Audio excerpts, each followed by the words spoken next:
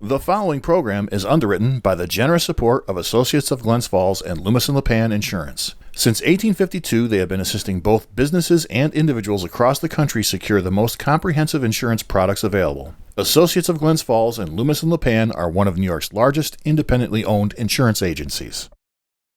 Public affairs programming on Look TV is underwritten by the generous support of Pinnell's Restaurant, classic Italian-American food since 1922, and Stored Tech, technology solutions for computers, networks, and phone. Stored Tech, your technology, our passion. 1922, Babe Ruth debuts with the Yankees. WGY signs on air. Exterminator wins the Saratoga Cup, and Pinnell's Restaurant opens its doors for the very first time. For 5 generations, Pinnell's has been preparing delicious Italian food, served in a comfortable, home-like setting where everyone is welcome. 90 years of authentic Italian recipes, 90 years of the freshest ingredients, and 90 years of the finest classic Italian dishes, all made daily by hand. Pinnell's Italian Restaurant, a Saratoga dining tradition since 1922. Most cybersecurity firms deal only with prevention, the systems that block hackers and viruses. Stored Tech knows the root cause is actually good people doing bad things. So we offer a security training program which includes certifying all participants to show they understand the basics. Technology solutions for computers, networks, and phones. Stored Tech, your technology, our passion. Okay, at this time, I will extend the privilege of the floor to the Honorable Assemblyman Dan Steck. All right. Good morning, everyone. Good morning, Chairman. Thanks for having me on today. I hope everyone's well on this beautiful Friday morning. Happy Juneteenth. It's a state holiday. I don't think it's a county holiday. I suspect next year it will be, though. So it's a nice, momentous occasion to have our first board meeting on the first holiday that New York has recognized as Juneteenth. I'm sorry, and just checking in since our last meeting a month ago. A lot's happened, as you all know.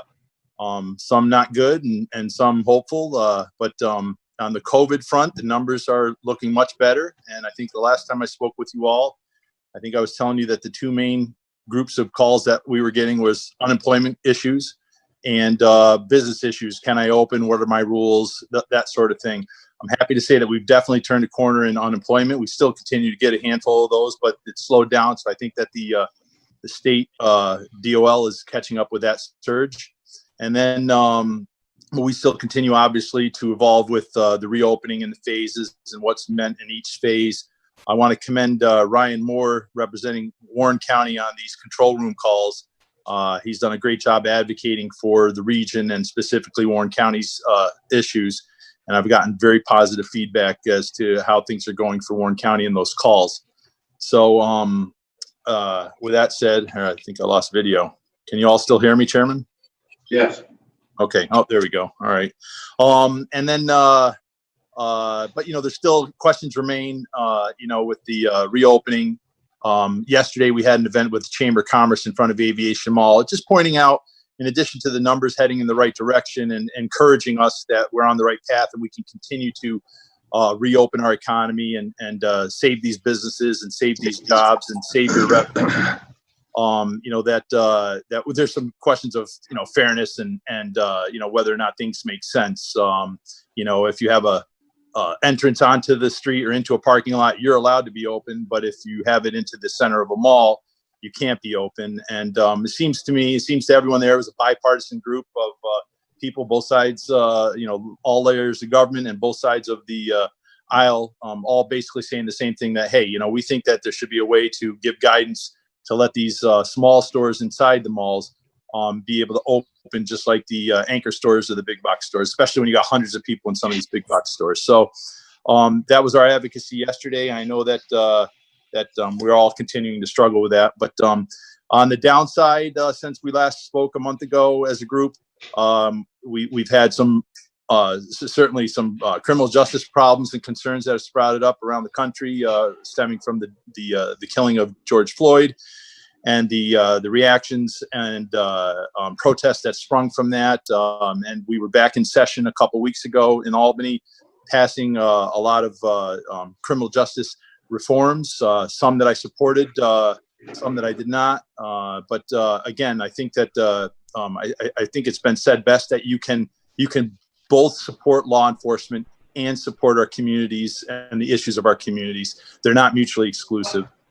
And I think that's where most of us are. Most of us, not us in government, but most of us as Americans are. I think it's important to remember that. But we continue to work forward on those issues. I suspect that we will not be going back into session for at least the next 3 weeks, if at all. Between the upcoming primaries and then the Independence holiday, I suspect that we're done for a while. But we did do it remotely. It seemed to work all right. Although I think as the surge of the urgency of the emergency is behind us, the ability to justify remote sessions is going to be harder as time goes on. So I don't know if we'll be going back this summer or not. But if we do, it'll probably largely stem from financial concerns. I know that you're all holding your breath and have been for a while on your funding levels. The schools they voted on budgets, really not knowing what the state aid is truly going to be. So it was a stab in the dark. I think that a lot of budgets made, and that may require further state action depending on what the federal government does or doesn't do in the form of financial assistance to the state. So those are the issues that we're dealing with. Again, on the COVID front, I think we all should be encouraged by the direction that our numbers are going, both statewide and in the capital region, and specifically in Warren County. So now's not the time to take the foot off the gas. I think it's still important to socially distance and be cautious and wear the mask. But again, I think that we could probably do more for reopening our economy.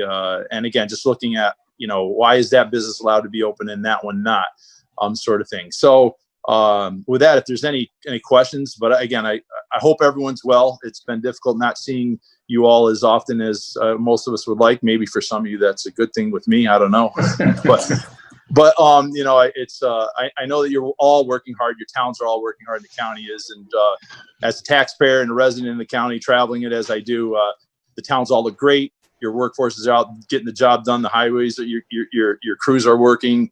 The town water department's been out flushing hydrants, and so I know that everyone's working hard getting the job done, and it doesn't go unnoticed, and it certainly doesn't go unappreciated. But I know that every once in a while, it's a good thing to say so. So to the county and all your towns and the city and the village, thank you for everything that you're doing and your patience as we all try to move through this mess together. Okay, any questions for Assemblyman Steck? Yes, Supervisor McGowan. Thank you, Chairman. Dan, thank you very much. I have to say, you look great. Are you losing weight there, my friend? Well, the phone takes some pounds off, I think, Brad. Well, you're looking spectacular. Oh, thank you. Questions, Rachel and Doug Beatty and myself took some of the masks from Warren County and separated and bagged them up, and we've been distributing it. And I've been now that the restaurants are opening up, I'm doing more of a push and dropping off. I have bags of 30s and 50s depending on the size, and compliments of Warren County and expressing our concerns of masking everybody. I really believe this is one of the things. I don't care wearing them, as I've been explaining to people, but if we all wear one, we keep all our germs to ourselves and keep it spreading. So I think it's a great thing. It's been well perceived by everyone that I've dropped off to, and I'm sure Doug and Rachel can contest the same. That the people are just so appreciative, and it's just getting the mass out there. But really, what I wanted to say is there a reason why the assembly cannot do like Zoom meetings like we are? Well, our sessions were broadcast, so I know that they're available for the public to watch. And so that's not an issue. I just think it's a perception issue for us. That everything else is opening. People are going physically back into places. And it's harder for the public, and it's certainly harder for the media and the press, and activists and advocates to do their job if we're not physically present in Albany for them to, to buttonhole us in the hall or, in person. So I think that's the concern. But as far as viewing what we do, that's been online and available, but it's and it loses something. Of course, it's not ever as good as live or in person. But I think that just the issue that I have with it is that you can't ask us questions as a group or individually. That interaction is lost. We're just kind of going in there and passing legislation largely in a vacuum. But they do them on actually the medium that we use is Zoom. So that's what we remote into, a secure Zoom connection. Well, I would imagine that you'd need like a 72-inch TV screen to get most of the assembly on there to see who's speaking. But no, I was just wondering because everybody's waiting for the state to make the decisions they have to be making, and we're all working hard, and I'm not knocking that, but really we need the state together, to help us reopen sooner and come up and the more what I've been finding out, the more heads that are in the game and contributing to opening them up, the quicker we can get going with the decision. But I agree that our slow approach has been the best approach. Our numbers are good. The states that didn't have the slow one. So I think what we're doing, but people are just, they're frustrated. And I keep saying, I understand, but please have patience, and because there is no rule book for this and there was no playbook to follow. So, but thank you, Dan, for everything. And thanks for keeping. You're welcome. Thanks. Thank you, Brad. Supervisor Simpson. Assemblyman Steck, I just wanted to thank you on behalf of the town of Horkin for the passage of the legislation, including Grant Lake and the inland waterways, which opens us up to many opportunities with waterfront revitalization. So thank you and Senator Little for that effort and passage. Well, you're very welcome. As a matter of fact, I neglected to say in the session that we just went back to, remote session we did a week or so ago, in addition to criminal justice reforms, a lot of local bills that didn't get done before we wrapped up at budget time that normally would have happened the last few days of session did get done, including I had 3 local bills that went through, and including one for Warren County, the one for Brant Lake as an inland waterway. So you're very welcome, Supervisor. Supervisor Bramer. Thank you, Chairman Thomas. Assemblyman Steck, I was wondering if there's any talk of legislation to amend the open meetings law to make meetings for local governments by Zoom permissible for longer than what the governor is put forward through the executive orders. Not that I've seen, Supervisor. I'd support that, but it hasn't been a topic that's come up. At least that I've seen. I mean, maybe in a smaller circle, there's a bill out there with a sponsor, but as far as getting any traction where we're briefing it and getting closer to take it up, not that I've seen. Thank you. Supervisor Molino. Good morning, Dan. I just want to thank you for all you're doing for our county and what you do on your job and keeping us informed. And also Ryan, he's been working really hard with all the supervisors, keeping us up on all the things. And if we have questions, we call him. But I have one question I'd like to ask you, which I get from my business people. Sure. Is anything being moved with that interruption insurance for business people down in Albany? I know there's something on the table, but has anything been done? Because that didn't come up. That small business people. Yep. No, that unfortunately did not come up either. That's going to be a tricky discussion, very expensive discussion.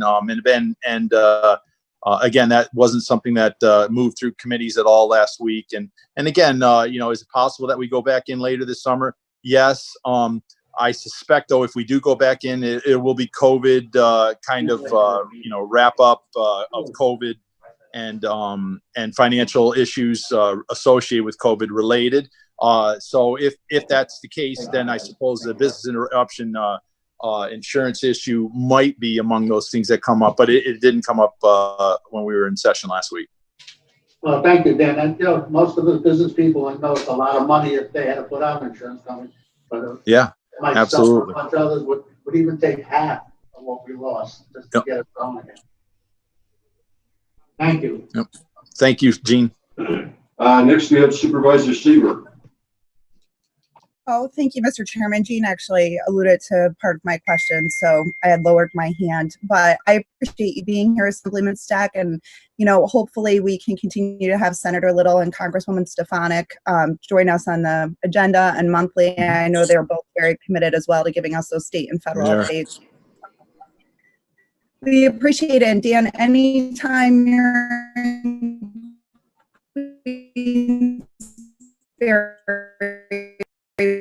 with advocacy,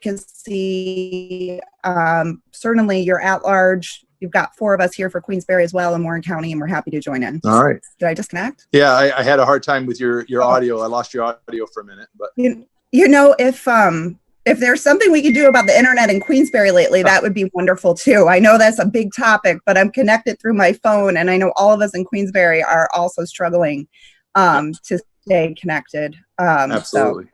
So many people are on it now. I think we've jammed it, we've flooded it because more and more people are doing this. And that infrastructure is something that it's better here than it is a lot of places in the Adirondacks. But you're absolutely right. We need to make sure that we're always investing in it, and making sure it's moving forward. Well, we look forward to you fixing that for us, Assemblyman Stack. I'm going to try. Thanks. Next is Supervisor Beatty.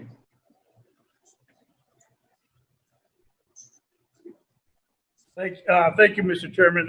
Dan, good to see you join us. Thanks for participating. I have a couple questions. The state was 6.1 billion short before the pandemic. 6.1 billion in just this year's budget alone. Yep. 6.1 billion.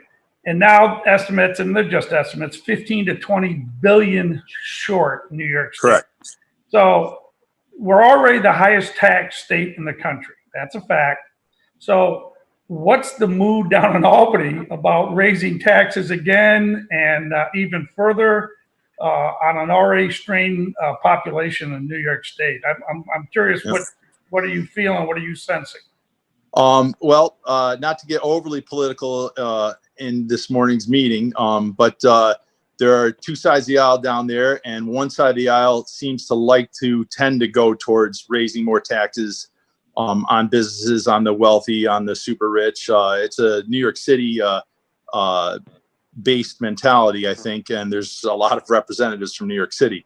So, but it hasn't moved forward yet. I think the Senate is a little more moderate in how they look at this, just because of the composition of the Senate is a little more close to moderate. And I think the governor's been very cautious about wanting to further increase taxes, but he feels a lot of pressure, I think, from a lot of my assembly colleagues. But I could tell you that my conference has always been cool to raising taxes, and certainly, while we have unprecedented financial challenges in front of us that are going to require out of the box thinking and out of comfort zone decisions, I'm just not sure that $15 to $20 billion hole is going to be addressed by raising taxes. And that's why I think a lot of the decisions have been put off on what to do with school aid and local aid, your CHIPS funding and whatnot, because I think that there's really a wait and see approach, which I'm not criticizing, but we've been waiting for a long time now as to whether or not the federal government is going to do anything to pardon the expression, to bail us out with federal funding. But I think that that's what their hope is, that'll happen, and then that'll take the pressure off of the need to raise taxes. But make no mistake, there's a large and vocal group, certainly in my house from the city, that would love to raise taxes. Thank you. Yep. Thank you. Are there any other questions from anyone? No, I guess not. Assemblyman, I'd like to thank you for attending and giving us an update, and thank you for all your advocacy on our behalf and your work. You're all very welcome. And again, I hope everyone it's a beautiful Friday out there. Hopefully your meeting won't go too long and you guys will be outside, enjoying a little bit of the weather, and have a great weekend. And just to all of you, all 20 of you, if there's anything that I or my office can do for you, your town, or any of your constituents, by all means, please don't hesitate. Give us a ring. Thank you, Dan. It's good to see you. Yep, you too, Dennis. Yep, thanks, everybody. Okay, we need to take one step back and do the roll call, please.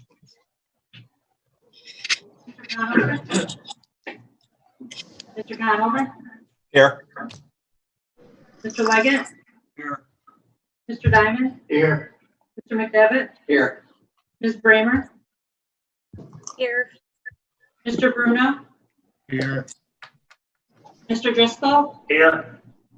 Mrs. Frazier? Here. Hogan? Here. One second. Mr. Dickinson? Here. Carlino? Mr. Stout? Oh, Here. Mom's around someplace. Mr. Wild? Present. Just send them around the back. McGowan? Here. Ms. Seaver? Present. Mr. Beatty? Here. Ms. Shuckler? Here. Mr. Garrity? Chairman Thomas? Here, Quorum is established. thank you.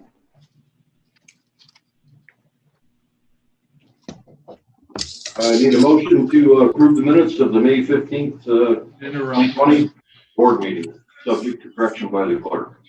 Moved by Supervisor Simpson, seconded by Supervisor McGowan. All in favor? Aye. Opposed? Carried. I do have a note that Congresswoman Stefanik might be on the line. Is that the case? Good morning, Chairman. It's Michael Ostrand, her district director. The Congresswoman is not on. Hi, how are you? Good, how are you? And thank you once again for inviting me. Happy to participate and listen in. The one highlight that I'd like to just make sure that the Board of Supervisors is aware of is the delegation letter that the Congressman sent to the governor on Monday regarding releasing the FMAP money to counties. On Tuesday, the governor announced that he would release that money to the counties. So we're hopeful that that's a good shot in the arm for all the counties in the 21st Congressional District, and certainly appreciate you allowing me to participate, and thank you to everybody there. Okay.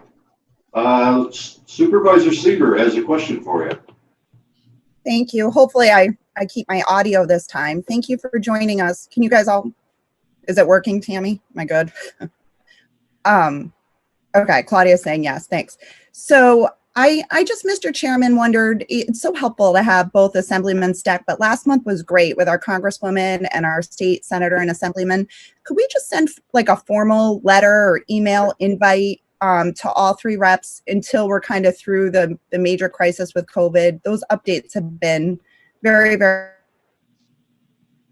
very helpful, and I'm sure that provided either they can join in or a rep from their office like we're seeing right now, just a formal invite would be great. Yes, this again. Actually, we do that now. Oh, I guess. Well, if you could send that out to the board, that would be great. I didn't realize that was going out. I had asked about a formal letter inviting everyone, so thank you. Okay. Supervisor Beatty, question? Thank you, Mr. Chairman. I was going to ask Ms. Stefanik's office. I know a concern when I was in Washington, D.C., that was expressed by Ms. Seaver and myself and a number of other representatives from across the state, that when federal money is sent, often it's sent to the state, and the state seems to take a cut off the top. And there's a strong consensus that when federal money is sent, that it goes directly to the counties and not to the state, because again, the state seems to want to take a cut off the top. So I just was asking, I'd like to know from Ms. Stefanik's office if that's I wouldn't say a priority, but a concern that federal money be sent directly to counties to assist in the pandemic. Thank you. Well, thank you for the question. The short answer is yes, the Congresswoman is very supportive of the money going directly to counties and local municipalities. She's publicly stated that. I know that it's still a work in progress for the next stimulus bill to be included in terms of federal funding being sent to the local municipalities, but the Congresswoman is very supportive of it bypassing the state and heading right to the local municipalities and the officials in charge. Thank you, thank you. I'm pleased that she's on top of that. Thank you very much. Thank you. Any other questions from anyone? Okay, well, welcome, Mr. Ostrander. It's a pleasure to have you here. Well, thank you very much, Chairman, and thank you to the Board of Supervisors for all of your partnership with our office, and we continue to look forward to working with everybody on the call to not only get through the pandemic, but hopefully get back to normalcy rather soon. Thanks. Thank you. Next is a report by the Chairman of the Board. As everyone knows, we are in phase 3 of the reopening. It's been a long slug here to get to this point. Our metrics are very good. We were down to no positive cases a day or so ago, and then now we have one. So we're heading for phase 4. I would be remiss not to caution not only ourselves but the public that we need to continue to do the protocols, the masks, the wash your hands, the distancing, etc. This virus hasn't gone away and won't be going away anytime soon. So with that said, I would like to thank the public for helping us get to this point. And I would like to extend a special thank you to our Public Health Office, Director Janelle Jones and Assistant Director Pat Belden, and all the nurses in the Public Health Office. It's been a long 3 months, a lot of work. I'd like to extend a thank you to the Sheriff's Office for checking up on the people that were in quarantine, doing the daily checks. Thank the County Attorney's Office for drawing up the paperwork to deal with the quarantines, and also our Emergency Services Office for all the assistance they've provided and continue to provide. And I'd like to especially thank our County Administrator. I think he needs to be recognized for, and I think most of us see it, all the hard work he's done. He's on top of all this stuff all the time, and I just can't say enough about him. I thank you very much for all his hard work. And beyond that, I would like to thank everyone at the county that's been working. I don't want to leave anybody out, but I felt these folks needed recognition that they've been here since the middle of March working at this and continue to. I did attend nearly all of the committee meetings this past month. I also attended the department merger discussions that in the Shared Services Committee. And thanks Supervisor Beatty for bringing that forward and having that discussion. I've been present on the daily Capital Region Control Room calls each day around 2 p.m.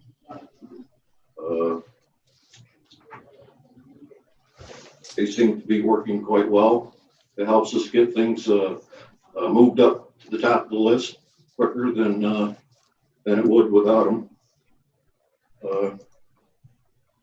I participated with NISAC with the last couple of evening calls that they were having. They've ended now. The last call, they did stress the enhanced FMAP money that Congresswoman Stefanik wrote a letter about, and I believe the governor has decided to release.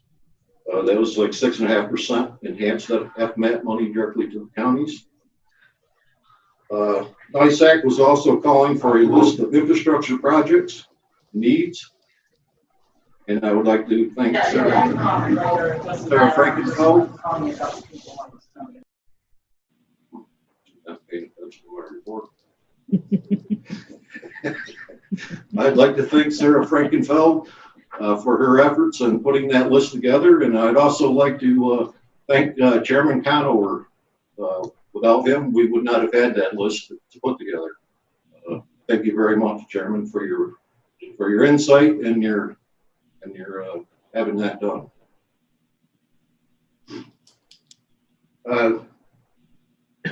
These things will be gathered together by NISAC and presented to the Congress, to our congressional representatives, for a future infrastructure bill, and they totaled up to $136 million in projects for Warren County. I attended the weekly environmental recovery group meetings. Again, I'd like to thank Supervisor Wild for leading that up, and we have a great group of participants, and I'd like to thank all of them for their expertise and their insights, and I think it's really functioned well, and it's helped get the word out and what everybody needs and what direction we should be going in. So thank you very much, Supervisor Wild. On May 28th, I attended the Inter-County Legislative meeting. That was the first Zoom meeting that the Inter-County Legislative Committee had done. On June 1st, we had a meeting about short-term rentals and basically about the collection of occupancy tax on the short-term rentals. The June 5th, we had a joint meeting with Washington County pertaining to Cindy Adirondack and a presentation by President Duffy on where SUNY's at, what they've been doing, and there'll be another meeting here probably by the end of the month about their upcoming budget. On June 8th, I attended the APA Local Government Review Board meeting, also first time by Zoom. June 10th, we met with the county clerk about reopening the DMV by appointment. She started that on June 15th, and it's taking appointments. I'm sure the schedule is probably well into July by now. I attended a department head meeting for developing reopening plans. Nearly all of the departments have submitted plans. The administrator has reviewed them. I'm in the process of reviewing them. However, by executive order, we're still at 50%, at least until last date I heard was June 29th. I did renew the state of emergency on this for the 16th, but I'm looking to undo it here as soon as I can. I wrote one letter on behalf of the Aviation Mall to Governor Cuomo, requesting that they be allowed to open up their interior, their stores and stuff. Office of Emergency Services has received 668 gallons of hand sanitizer, and this needs to be distributed. If you know somebody that really needs this, make arrangements with that office or with the administrator or the clerk, and we'll get that moved out. It's not doing any good setting in the garage over there. May 20th, on May 20th, I also attended the Health Insurance Working Group meeting.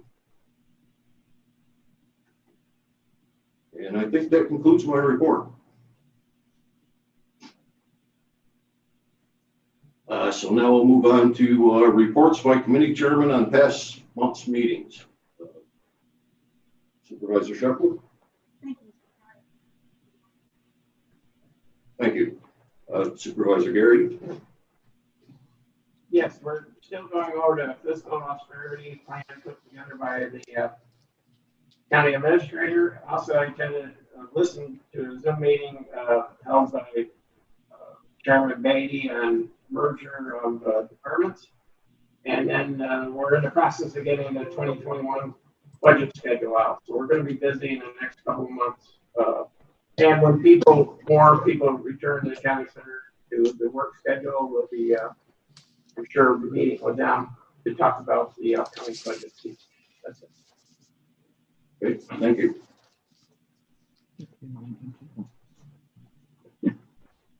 Supervisor Conover. Thank you, Mr. Chairman.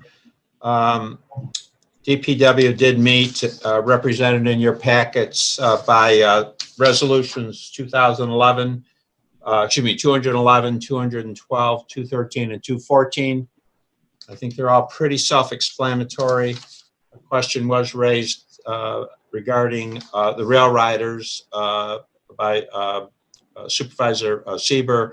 I believe, Ryan, you answered that question, but I think the answer was yes, that has to be approved annually by agreement of both parties. And that really concludes my report. Although I would like to mention, for those of you that may not be aware, we have had a weekly program on Lake George here in Bolton Landing on the Food Network, Thursday nights at 10 o'clock. I think it's involves 3 restaurants here in Bolton owned by the Foy family.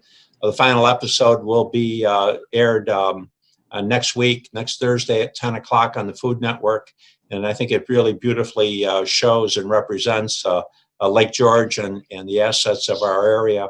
It's a 1-hour program. And so those of you that haven't been tuned in, you might want to pay a visit if you're not in bed by then to the Food Network at 10 o'clock. And that concludes my report. Thank you. Thank you for letting us know that. Supervisor Liggett. Thank you, Mr. Chairman.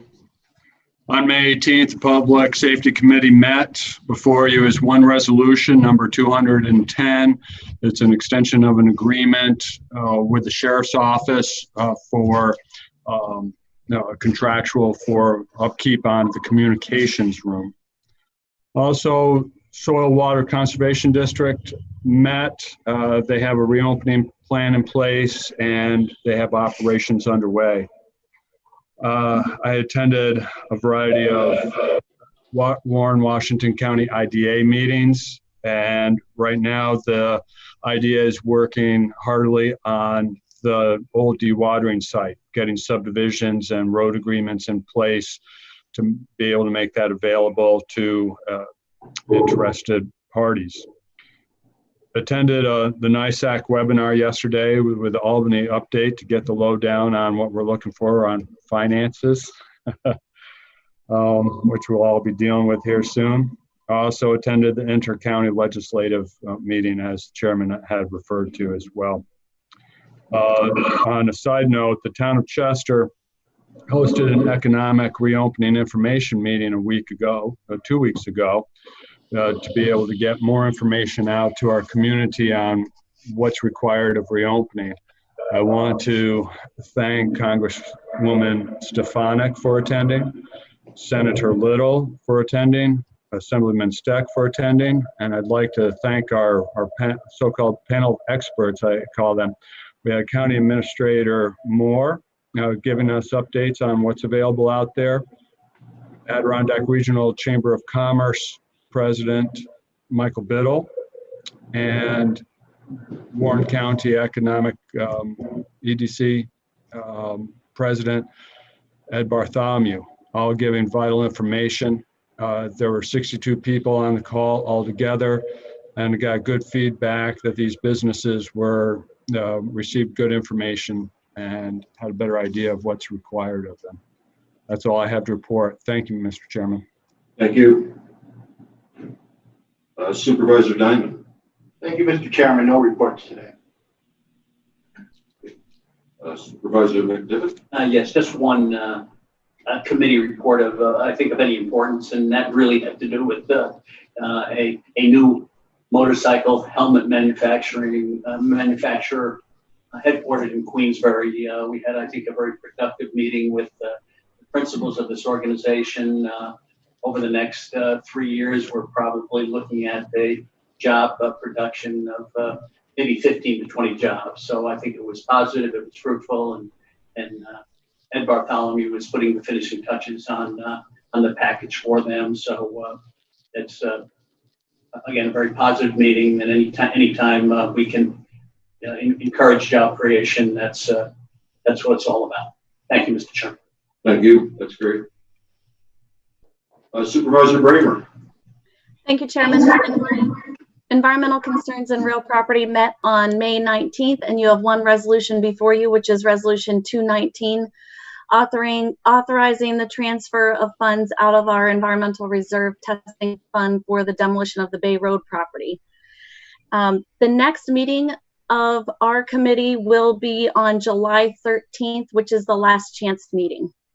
Our real property director informs me that we do not have anyone yet signed up for the meeting, but it is possible that someone may want to attend at the last minute. So we will have that. It's a Monday morning like always, but it's now July instead of our previous tradition of August. The last thing I want to mention in my report is a thanks to the county sheriff's office, particularly Sheriff LaFar and all of the sheriff's officers who were there at the civil rights protests and march in Glens Falls on June 5th. It was a very peaceful event, and I really appreciate all of the officers who were there, who were keeping everyone safe. And I think I even saw Supervisor Leggett there for a little bit, checking things out, making sure we were all under control, and it was really, really nicely done. And that has a lot to do with law enforcement getting involved early and making sure that the organizers were well prepared. So thank you. Thanks, Chairman. Thank you. Supervisor Bruno. Thank you, Mr. Chairman. I don't have much to report. I attended all of the meetings of the various committees that I've been assigned to via Zoom, and that's worked very well for me. I hope it works as well for everyone else, except for, unfortunately, the IDA meeting on Monday the 15th. I didn't have the correct link for that, so I had to miss that, and that's very unfortunate for me. I don't like to do that, but other than that, I have nothing else. Thank you. Okay, thank you. Supervisor Driscoll. Thank you, Mr. Chairman. Human Services met this past month. From that meeting came Resolution 209. It's to continue contracts with 3 area organizations for the delivery of delinquency prevention programs, totaling $11,000 between the 3 organizations. I will be abstaining from that vote, but I encourage my colleagues to support it. The Human Services Committee will next meet this coming Monday, June 22nd, at or about 10:10 a.m. And I would encourage individuals to take a look at the packages that have been sent to you. I make a practice of also, when I get reports from BSS and Office for the Aging, to submit those to the members of that committee, and I'm more than happy to send it to other individuals also. That concludes my report. Thank you. Thank you. Supervisor Frazier. Thank you, Mr. Chairman. The Finance Committee met on May 27th. And as a result of that, we have 4 resolutions: 196, 197, 218, which deals with establishing a capital project for the airport pavement management plan, and 219, which was referred to by Supervisor Brandon, authorizing the appropriation of funds from the environmental testing reserve for the demolition of a piece of property there. I also attended the Zoom meeting of the Intercounty Legislative and the Zoom meeting of the Health Insurance Board. And I believe Treasurer Swan is here, and what kind of news he has to give to us.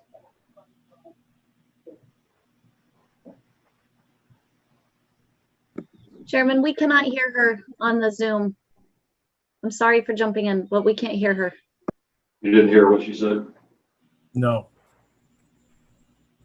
You might be to do it again. That's entirely up to you. Nothing major. It's met on May the 27th. There are 4 resolutions as a result of that: 196, 197, 218, and 219. I attended by Zoom the Intercounty Legislative meeting and the Health Insurance Working. Very short report, really. I'm not sure if Treasurer Swan is on. Yes, I do have something I'd like to say. Okay, good. By all means. Good morning, everybody. Today I've got some good news, which is surprising considering where we are. Deputy Treasurer Lynch went out and basically just started looking for money. And what we came across was Excuse me, the Chairman. long-term portion of accruals, vacation accruals had some surplus in it. And what this is the money that we use to pay somebody's vacation accruals when they retire or leave county work. The government accounting standards requires us to fund the current portion of that, but not the long-term portion. And we have been doing that for quite a while, the long-term portion. So what we've done is we've returned to surplus several funds. The first one, the general fund, we will be putting $2,435,000 back into the general fund for use to hopefully offset some of our loss of revenue. The county road fund will get $158,000. The road machinery fund will get $41,000. The employment and training fund will get $18,000, and self-insurance fund will get $16,000. Now, not only is that freeing up $2.6 million right now for the county to use, because this is going into surplus funds, not reserve funds, it's also going to allow our budget officer to have $2.6 million less to try to budget with next year. In other words, this is a long-term savings every year. So with no loss of revenue on the other side of it. So Mr. Garrity, hopefully you can start off a little bit better situation than what we originally hoped. Any questions? Did I explain that? Hopefully so everybody understands. You explained it extremely well, Mike. Come up to the town of Lake George, will you, see if we have any money hanging around.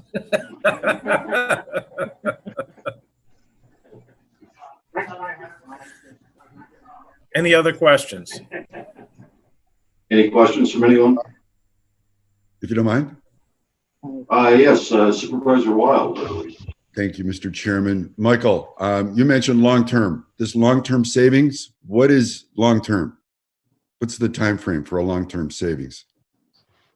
What it is, we've moved it into the long-term debt situation, so it'll be paid for out of there. The thing is that we average about $150,000 a year in these payouts over the last 5 years. So there's no reason to be holding on to $2.6 million. And once we got the approval from the controller's office that we could do it, we did it. Thank you. Supervisor Liggett. Thank you, Mr. Chairman. Treasurer Swan, how was this divided up among the other DA and road funds, equipment funds? How was that proportioned out? Well, just a technical question. Well, I really don't have that exact answer for you, but basically we returned all of the long-term portion of it, which was the $2.6 million. There still is another about $150,000 divided up into those funds to pay in case of short-term. In other words, if somebody retires right now, we've got money enough to cover any of the vacation accruals that they want. I don't have the actual percentages that we did because it was a dollar amount. Okay, thank you. Anyone else? Thank you, Treasurer. You're very welcome.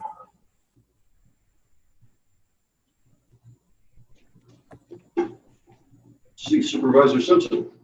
Thank you, Mr. Chairman. The Personnel Administration Committee met May 27th, and I'd like to really thank the working group that we established to make sure we had all the concerns of our employees, that we recognize the concerns and how to make this a safe transition for everyone, and understanding that this is a very fluid situation.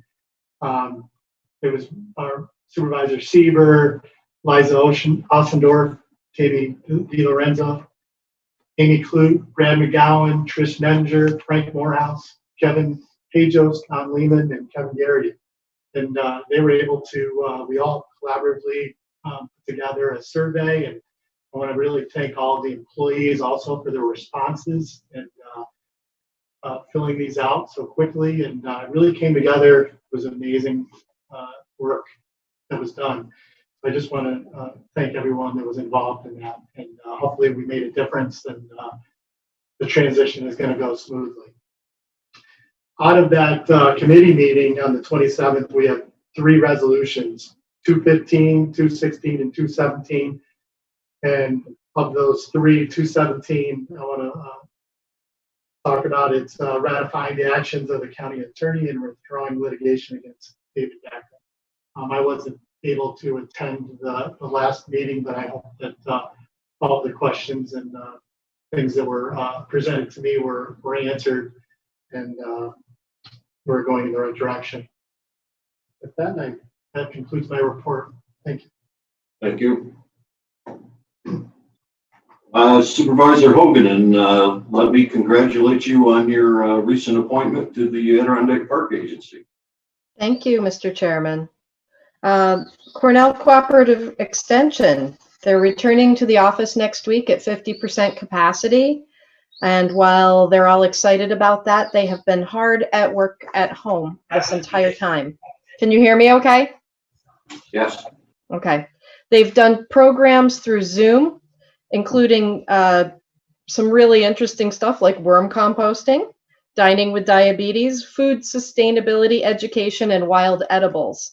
All of these, as well as other programs, are available on their website for review for you to watch later at your leisure. I encourage you to do so. They're really interesting. Their annual fundraising golf tournament is going to be held August 22nd at Cronin's, and I know I've seen many of you there in the past, and I hope to see you there again this year. They're doing things a little bit differently to follow all the rules, but it should be a really great time still. Cronin's is always a good experience.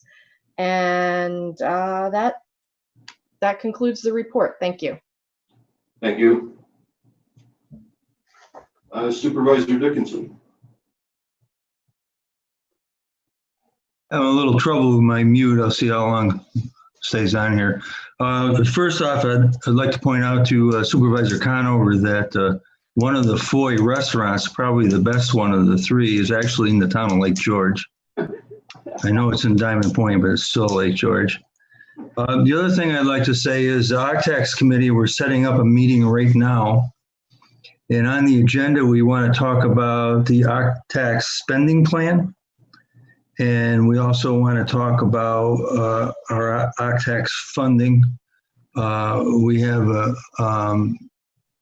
a lot of people have been participating in the cutbacks.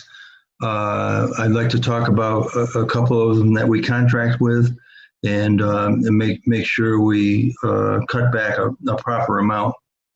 So it'll be a good meeting and it'll be announced fairly soon, if not today. Thank you. Okay, thank you. Supervisor Merlino.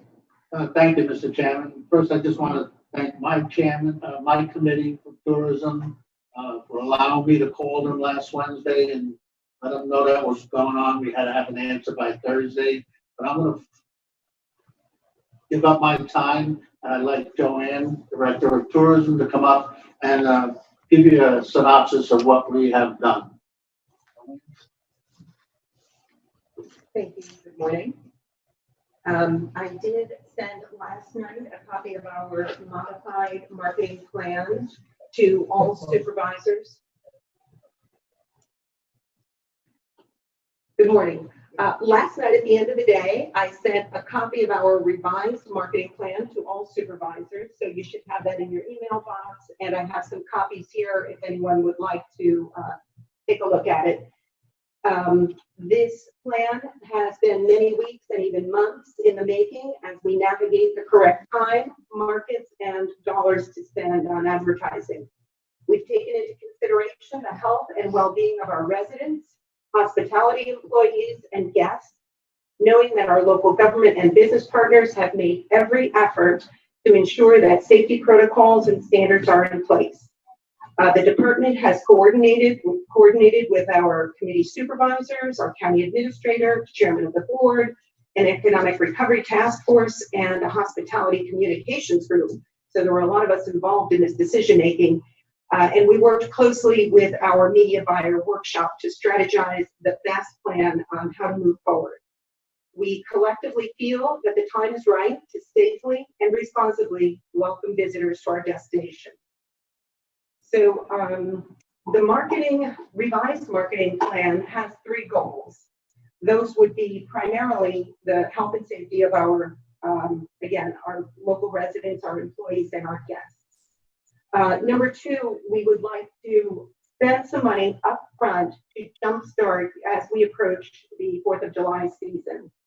So when Supervisor Molino called each of our supervisors last week, we had a couple of spending options. And we came in with a mid-range approach of the dollar amount that we had set aside. We decided to spend 40% of that up front to jumpstart and get the word out now that the Lake George area and Warren County is open, and we're, again, safely and responsibly welcoming guests to the area. The third part of that would be, as we always do, just keeping in mind that we're sending folks to all parts of the county. Lake George is always our anchor, but we are driving visitors out of the Lake George area and into our other smaller communities. The budget that we have set aside for the remainder of this year is $528,000. So keep in mind that in a typical year, our advertising spend with Ad Workshop, the media buy, is $1 million, and then internally we'll spend another $150,000. So for us to spend 528, it's about half of that amount. The county administrator has asked us to, set aside dollars for next year, which we certainly did. So I have at least $650,000 that at this point in time I plan to save and roll into next year. I will say that in the beginning of this situation, when we were not spending any dollars, our staff was still, we were updating the website, we were posting on social media, we were creating all of that content, photography was taking place. Our staff is one of the most important assets that we have and that the county has. So even when we're not spending money, we're still getting the word out, we're still engaging with our consumers to let them know that we are, still here as a destination and we want them to keep our destination top of mind. So when we look at the spending plan, 428 would be from now till the remainder of the year that we would spend with workshop, and again, 40% of that up front. So the 40% is $211,000. Then as we move into part 2 of the summer season, $184,000 we'll spend, and in the fall, about $132,000. You'll note that winter is not on here, but the thought is that if we're having a successful summer, people are coming to visit, they're staying overnight, we're collecting occupancy tax. There is money that's set aside. I don't have earmarked for where yet, but we know and fully recognize that winter is an important season. So we will revisit that a little bit later in the summer season. Our main content is a broad overview of the Lake George area. Look to the Lake George area is the message, and that is the video that Working Pictures, our vendor, has created for us. I'm sending out a newsletter right after this meeting, and I'll share some of those videos with you. We have some stories that we will share on our major attractions and activities that always perform well. And then we have some niche pieces that we will target internally, focused on little segments around the county. Always keeping in mind that safety is the most important factor. When you look at the breakout of the different tactics, you'll see that 2/3 of the budget is digital. So that would be, we'll show the video on connected TV, so you're familiar with Netflix and Hulu and the Disney Channel and all of that. There are still commercials that appear on that. We're advertising on Google, Facebook, Instagram, retargeting people that come to our website, and if they don't click around, we'll retarget them and add again to bring them back. So the digital is 2/3 of the budget, and then 1/3 of that, about $50,000, would be our video on broadcast television. So a lot of people have questioned broadcast. We're only on the news segments before and after the news. People are absolutely watching the news these days. So a little bit in our markets of Albany, Syracuse, Utica, the New York City, DMA, Hartford, Connecticut, and we'll keep Montreal on the back burner at this point because the border is not open. Part two of that, again, is similar. 2/3 of it would be digital and 1/3 would be broadcast television. So thank you to all of the partners that have been involved in this decision-making process. We're ready to move ahead and cautiously and responsibly welcome visitors to the destination. Yes, Supervisor Driscoll. Thank you, Mr. Chairman. I want to thank Joanne and Jean for giving us all the opportunity to be heard. Originally, I wasn't in favor of either of the three proposals. I had some concerns about the fact that the late fall and winter seasons really weren't addressed. But during conversations with both individuals, I came to understand and followed their plan as far as ensuring that all seasons would be equally addressed. And I want to thank them for listening to me, listening to my concerns, and giving me the opportunity to ask questions and hear from them who have certainly a lot more experience and knowledge about that industry. So that's when government works. Too often we have stuff dropped in our lives and aren't really given an opportunity to kind of research and ask questions. This certainly, this process worked for me, and I hope it worked for others also. Thank you.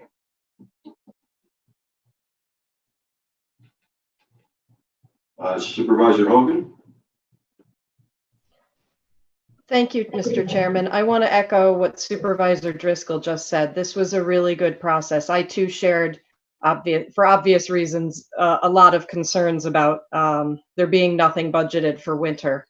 But both Joanne and Jean took a lot of time to explain what the play is here, and I support them in it, and I appreciate their thoughtfulness and the care that they've taken in the message that we're going to be putting out. So thank you guys. Anyone else? Supervisor Wild. Thank you, Mr. Chairman. Joanne, thanks for what you've done. But I didn't hear you talk about last weekend's little blast that you did. And for the supervisors, Joanne was authorized to spend $10,000 to try to hit the downstate market. And during the communication meeting, Joanne shared some results of that, and everyone thought it was amazing results. So Joanne, I think we need to call you out on that and say thank you and great job and keep it up. And I don't know if you want to elaborate more on that, but I did hear some great things from the rest of the communications group. So a week ago, we were at the same point. You know, the weather looks good as we approach the weekend. Should we start now to get the word out? And we had not yet spoken with each of our committee members. So I came back to a small group and we said, okay, the weather looks great. Let's just get that good positive word out and spend a small amount of money, which is $10,000. I know it sounds like a lot, and really it is.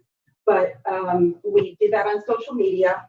The reach for that $10,000 was 1 million people. The blog story was shared, I'm going to say about 700 times. There were 700 comments, several thousand likes, and the cost per engagement was about 50 cents. So in terms of just a last minute, let's get the word out, good, positive social media, we've got an excellent response to that. And on our call last week, Sarah Maddox happened to be on, and I was recounting some of the engagements. So from her point of view, that was excellent engagement. So, and I know that she's doing the same thing on her LakeGeorge.com and all of her other websites. So collectively, we're all doing, getting the good word out there. Very good. Anyone else? Well, thank you. Thank you for the information. Thank you for your hard work. Supervisor Molino, anything? No, thank you very much, Shannon. Supervisor Stroud. Thank you, Mr. Chairman. I have no committee report this month. Okay, thank you. Supervisor Wild. Thank you, Mr. Chairman. Economic Growth Development, Higher Education and Planning met last month. There's 3 resolutions in front of the board to consider. 205, 206, 207. 205 and 207 are basically extension of prior agreements. 206 is a letter to the APA requesting that they modify their cell tower restrictions and guidance so that we can expand coverage in the North Country. This passed through the committee, and we look forward to your support today to get this passed. Secondly, and I hope I don't take too much time, but the Economic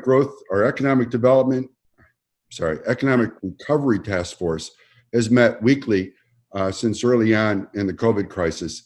And I need to call out some individuals publicly for their great support. And I'm going to do this quickly. Ed Bartholomew from the EDC, Mark Bean from Communications, Michael Biddle from Adirondack Regional Chamber, Frank Dietrich helped with hospitality, guidance, and safety rules.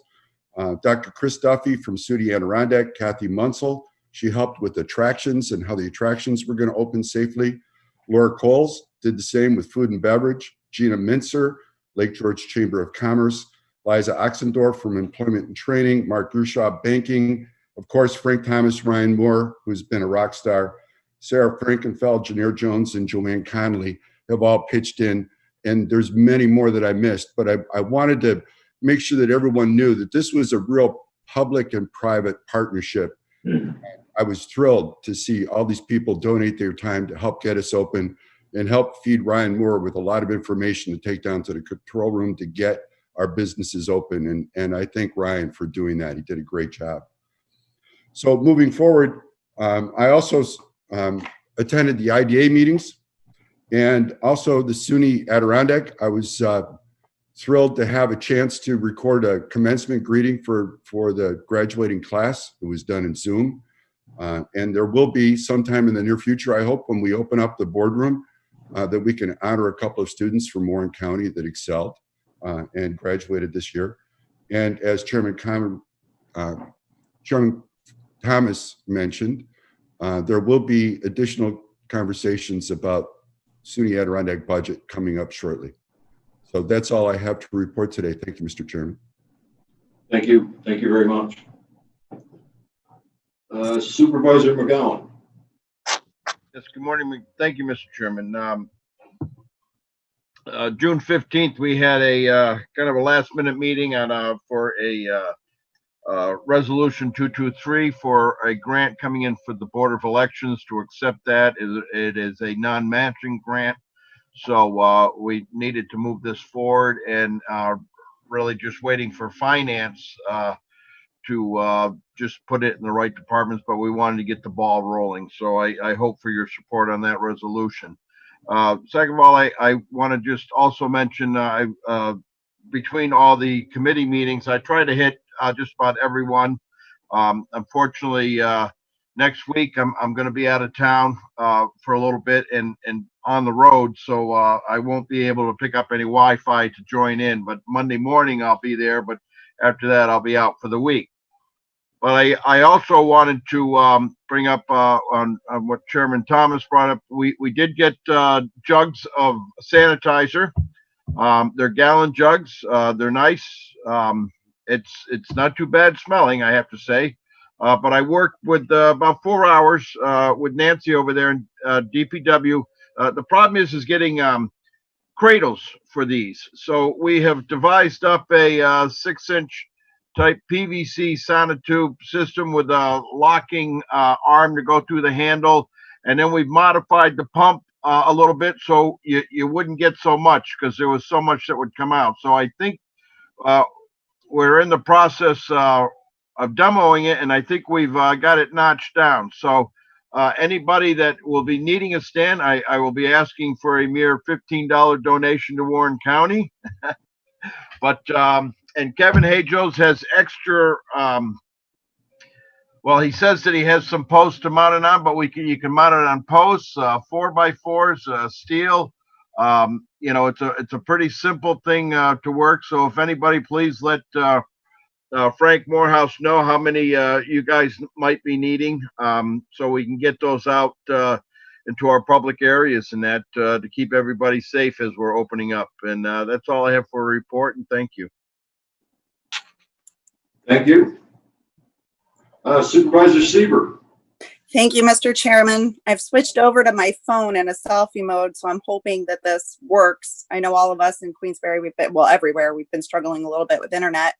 So Brad, I can see you on my screen. If I keep talking and no one can hear me, as exciting as that might be for some of you, would you just give me a thumbs down or something? But Brad, I really appreciate how quickly you jump into action with some of these projects. Last month it was dividers. This month it's hand sanitizer stations. And I miss sitting next to you so I can have my daily lesson on how to do some of these things. But it's impressive. So I want to stick just to my committee assignments this month. In your packet before you, you'll see resolution 203 and 204. We met on May 18th. Both of those address requests from Marcy's office with the public defender's office, and those passed through committee. Along with some other items that we talked about, I just want to highlight on May 29th, you all received an email from John Lehman, our public information officer, who again is doing a bang up job in the midst of craziness of many comments and daily updates, which I know our community is really appreciating. But you received an email from him regarding a rainbow project that was done by our probation department. And in case that, slipped through your email, I just want to highlight how hard Amy Secor has been working on that with the probation office. What a great job she's done. Those rainbows were delivered at different places and picked up a little bit in the local media. But just to highlight the fact that, Amy had shared with us that this was a positive outcome as a direct result of the ongoing work that they do every day to ensure the implementation of restorative justice and those practices within our community. So these juveniles that participated all did so voluntarily, and it allowed our participants to develop more of a sense of belonging and responsibility and sense of our community. So I just applaud their efforts and hope that you'll take an opportunity. On Monday, Bob will be reporting a little bit more about that project for our committee members in person as well. And I thank Supervisor Leggett, who's going to chair that committee meeting for me. And I hope to be able to pop in on Monday a little bit. So in addition to that, on June 2nd, I had an opportunity, many thanks to Chairman Thomas and our County Administrator Moore, for putting together a meeting with the sheriff, with Supervisor Driscoll and Supervisor Leggett, as we talked about preparing for peaceful protests, which took place in Glens Falls, but also issued a statement on behalf of our county, partnering up with many other agencies. And to all those agencies and organizations that signed on to that statement, I think it was a very powerful statement and quite appropriate. So thank you for that. In addition, I sit on two national committees for NACO. We met for the Resilient Counties on May 22nd, and for Public Safety and Criminal Justice on June 5th. Those meetings were very informative. I send on that information as applicable to those that may find it helpful, focused a lot on FEMA. And I just wanted to take a moment too and thank Chairman Thomas for his support as I reapply to an appointment on those committees going into this next year. I joined in during their mid-year for NACO, and they have another round of appointments coming up at the end of June. So I'm very happy to say I think that there's been positive information going back and forth on that, and to have earned the support of our chairman. So thank you. Lastly, I just, at the appropriate time, Mr. Chairman, I would like to request a roll call as it relates to Resolution 217. At that time, I will be abstaining from the vote, but not recusing myself from dialogue and discussion after having read all of the materials and consulting with our county attorney's office. And that resolution is, again, number 217, ratifying the actions of the county attorney in withdrawing litigation against David Tecker. And that concludes my report. Thank you. Thank you. And last but certainly not least, Supervisor Beatty. Thanks for the intro, Mr. Chairman. Couple things, obviously in your packet, county facilities met. There's 5 resolutions concerning the airport. They're all fairly mundane about funding and so forth on different projects. I could read them to you, but you guys are all very intelligent individuals and can read for yourself. If there was anything super pertinent in them, I would definitely go into detail with you, or Mr. Hajos is here. He can answer any questions. We also had numerous meetings with department heads, Mr. Ryan, Mr. Moore, myself. Obviously, shared services has always been engaged, but now more than ever of looking where opportunities may exist to merge departments, to find opportunities to save money, because obviously it's this time more than ever, we're going to have to reduce our spending. So I thought the meetings were very fruitful. I think we had 5 meetings, if I recall, Mr. Moore, with different department heads, who will have more in the future.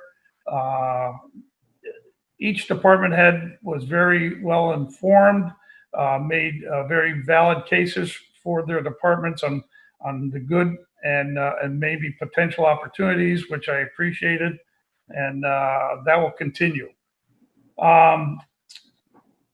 Let's see here, and just a couple other short comments. I want to thank Supervisor Seaver McGowan as well for joining me and getting the thousands of masks out to the Queensbury public via small stores, via restaurants, via senior homes, and so forth. Although we can't touch every single individual, it's a very, very, very successful program, and a ton of time and effort went in. So thank you, Mr. McGowan and Ms. Seaver, for your great efforts on that. And finally, I'd like to ask the board, when are we going to put another member on the Warren-Washington County IDA? As you recall, back in January, we terminated Mr. Whitehead from the board. I wasn't for that, but I thought we were going to be putting another individual on the board, and nothing has come to fruition. I find us being shorthanded on the Warren-Washington County IDA as problematic, and I would like to know what's our game plan. We're shorthanded, and we don't seem to be concerned about that. And I believe that, no, one last thing, the hand sanitizers. Thank you, Mr. McGowan. You're like our MacGyver. And I had asked Mr. Hajos about 5 or 6 weeks ago, maybe longer, that we have hand sanitizing stations at every county-owned facility and property. I know and now we're getting a huge amount of gallon hand sanitizers in, and Mr. MacGyver / McGowan, along with the DPW, Mr. Hajos, have been very instrumental in making this come to fruition. The project is not complete, but it's well on its way, and I want to thank you guys personally for really jumping in and doing a great job on that. Safety is the primary concern of all the studies. That's a given. That's number one. And the more we can make people feel safe, tourists, our own employees, the better this whole county is going to run. So thank you very much. That concludes, Mr. Chairman, my report. Thank you.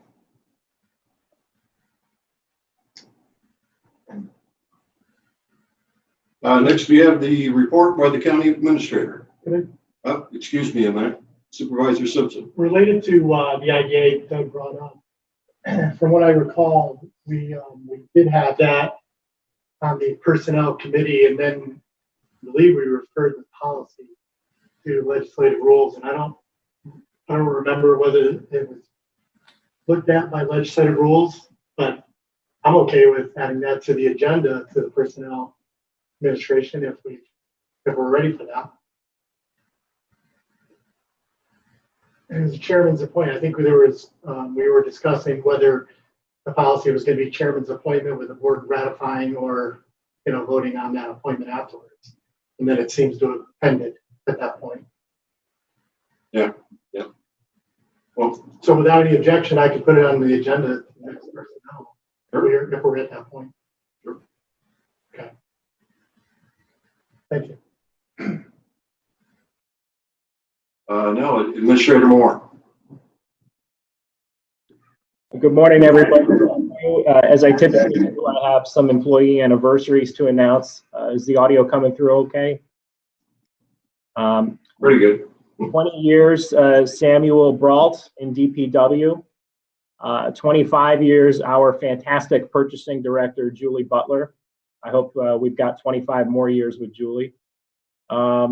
At 30 years, we have Scott McLaughlin from IT, who must have started when he was 10, because he looks like he's in his 30s. Greg Bolton from DPW, 30 years, and Pat Belden in public health. I cannot say enough about Pat. She and Janelle and their entire team have just done a superb job. 30 years for Pat Belden, and like Julie, I hope we get another 30 years out of her. She's fantastic. I was also asked by DSS to read an announcement of a retirement of a longtime employee, Cindy Mulcahy. She retired after a 33-year career at Warren County Social Services. Her retirement date was May 29th. Cindy started her career at DSS in 1987 as a caseworker in the preventive unit in children's services, which is a very, very tough job to have, let alone to start off with. But she stuck it out. She was promoted in 1992 to senior caseworker, and she served in that title for both foster care and preventive units, with most of her years spent in preventive. Beginning in 2000, she served as staff development coordinator until 2012, when that position was abolished, and then she was reinstated as a senior caseworker in 2012. And in 2016, she was promoted to supervisor in the preventive unit.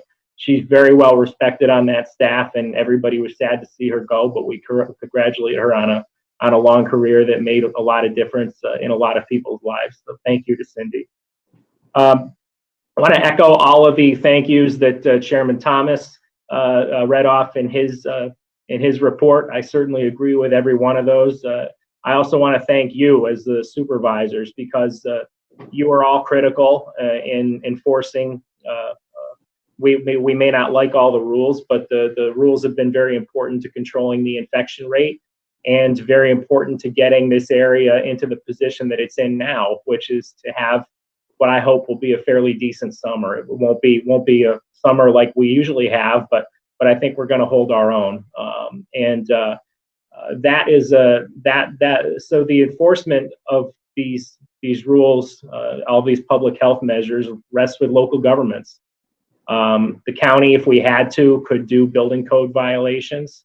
We haven't gotten there because the business community has been so cooperative and so selfless in dealing with all of this. And a lot of that is due to the one-on-one contact that they have with you as town supervisors and at-large supervisors and ward supervisors, and with all your staff. It's been a very cooperative, productive effort across the board, and I thank every one of you for playing the part that you've played in it. I might write a lot of updates, but you all read them, and then you all act on them, and that's what makes the difference at the end of the day. So thank you for that. We do have one additional positive case, which you all know. I would just like to repeat what I said last night to the business community. With every new positive case that we have, and I'm sure we'll have more. I hope we don't, but I'm sure we will. There's still a pandemic. With every new positive case we have, it's our commitment to track down exactly where it came from, why it happened, and if it happened as a result of any of our actions or inactions, that we address that and that we get it under control, so that we don't have to, go backwards like some places in this country are. This particular case came from an employer outside this county who has had some known coronavirus cases. And this person hadn't been feeling well and has been homesick, and has really only as a result of that exposed their own immediate family members. And those immediate family members are all under quarantine. So this is not unexpected, and this is a fairly easy one to handle. The nightmare, of course, is seeing something crop up because somebody from another state visited here and got a bunch of people sick in Lake George, or or because we did something wrong, and that's what we're trying to avoid. And again, the role that you all play as local leaders, working with your business community is the most important thing here. I just finally, I would like to read a news article. I hope you'll indulge me. I won't try to be not too long. This is what we don't want to be. This is an article. I'm pulling it directly from the local paper, from MyrtleBeachOnline.com. The headline is "Tourists Say They Got COVID-19 in Myrtle Beach. States Give Advice as South Carolina Cases Spike." I'll read you just the first part of the story. One county health department is warning its residents about vacations after 3 people tested positive for coronavirus following a recent trip to Myrtle Beach. Several states are offering guidance on ways for their locals to protect themselves during any travel, including those to the Grand Strand. The health department in Preston County, West Virginia, announced that 8 people tested positive for COVID-19 after recent trips to Myrtle Beach. Preston County is a rural area near Morgantown and West Virginia University, with a total of 22 confirmed COVID-19 cases. One county health department is warning its residents about vacations after 3 people tested positive for coronavirus following a recent trip to Myrtle Beach. Several states are offering guidance. Oh, I'm sorry, that seems to be a repeat. Myrtle Beach and South Carolina health officials urge people to wear a mask and practice social distancing, but have yet to announce plans for any more closures because of the uptick in cases. The Myrtle Beach area also has been called a coronavirus hotspot by the South Carolina Department of Health and Environmental Control. No states have yet issued bans or recommendations not to travel to Myrtle Beach. And the article goes on, but you get the picture. Horry County is a hotspot. It's because some of the things they did with their reopening were not right. I hope for their sake that they get it under control, because this is not a good look for Myrtle Beach. Here's a headline from Fox 8 in West Virginia. The headline is, "Health officials issue warnings after spike in positive COVID-19 cases linked to Myrtle Beach visits." Here's one from the CBS affiliate in Pittsburgh, Pennsylvania. The headline is, "State health officials blame Myrtle Beach travel for spike in coronavirus cases." You don't want to be Myrtle Beach right now. Their brand is getting tarnished, and it's up to us to make sure that our brand stays a good brand. That concludes my report. Okay, thank you.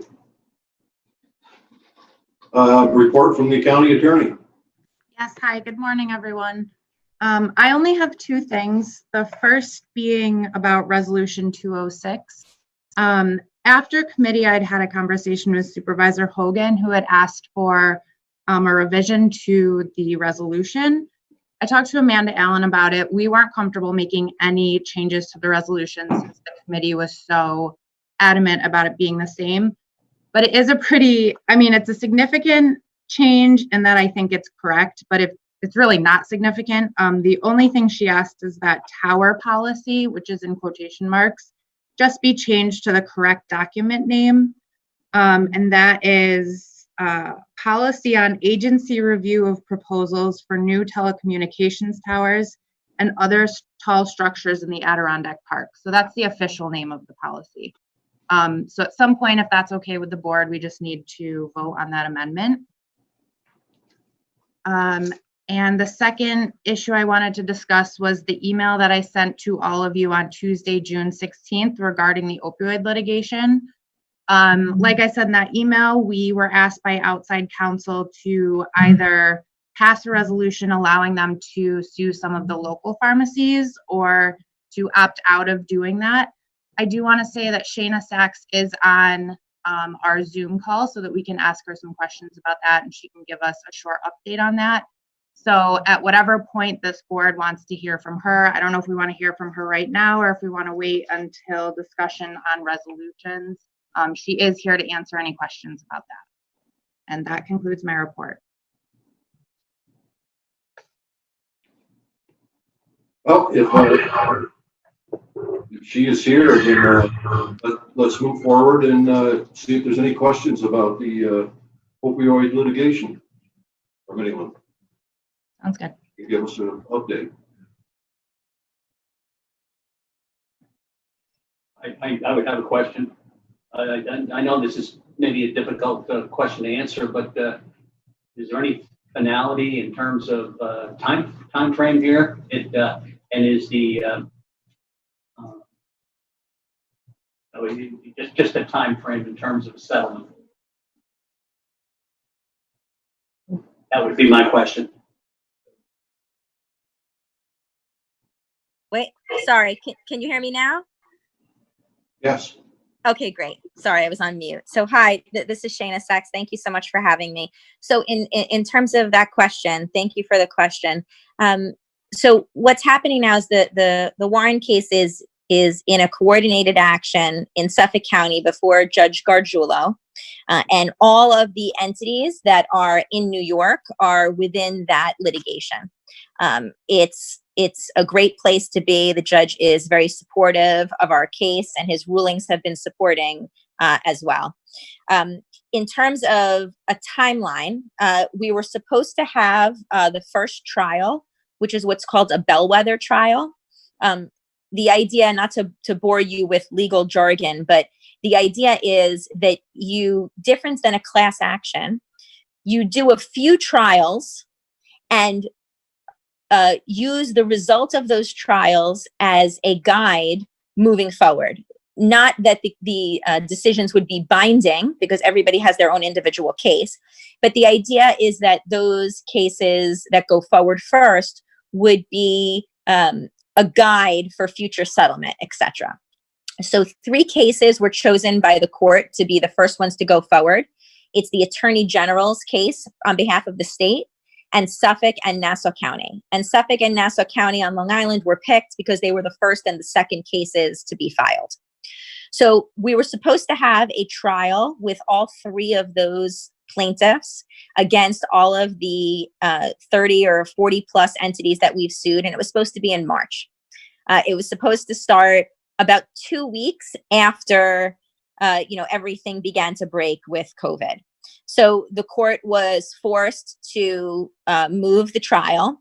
The supervising judge also agreed and moved the trial. The biggest problem, of course, being that we can't have a jury trial right now, and this is a jury trial case. So it was moved from March until I believe April. It was then moved until end of July, beginning of August. And just recently now the court has said that they plan on beginning that trial in September.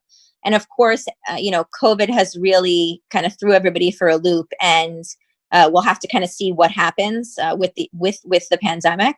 But as of now, we plan on going forward in September, and we've planned accordingly. We are ready to go forward, and we hope that they will go forward in September, and we'll keep you updated on that.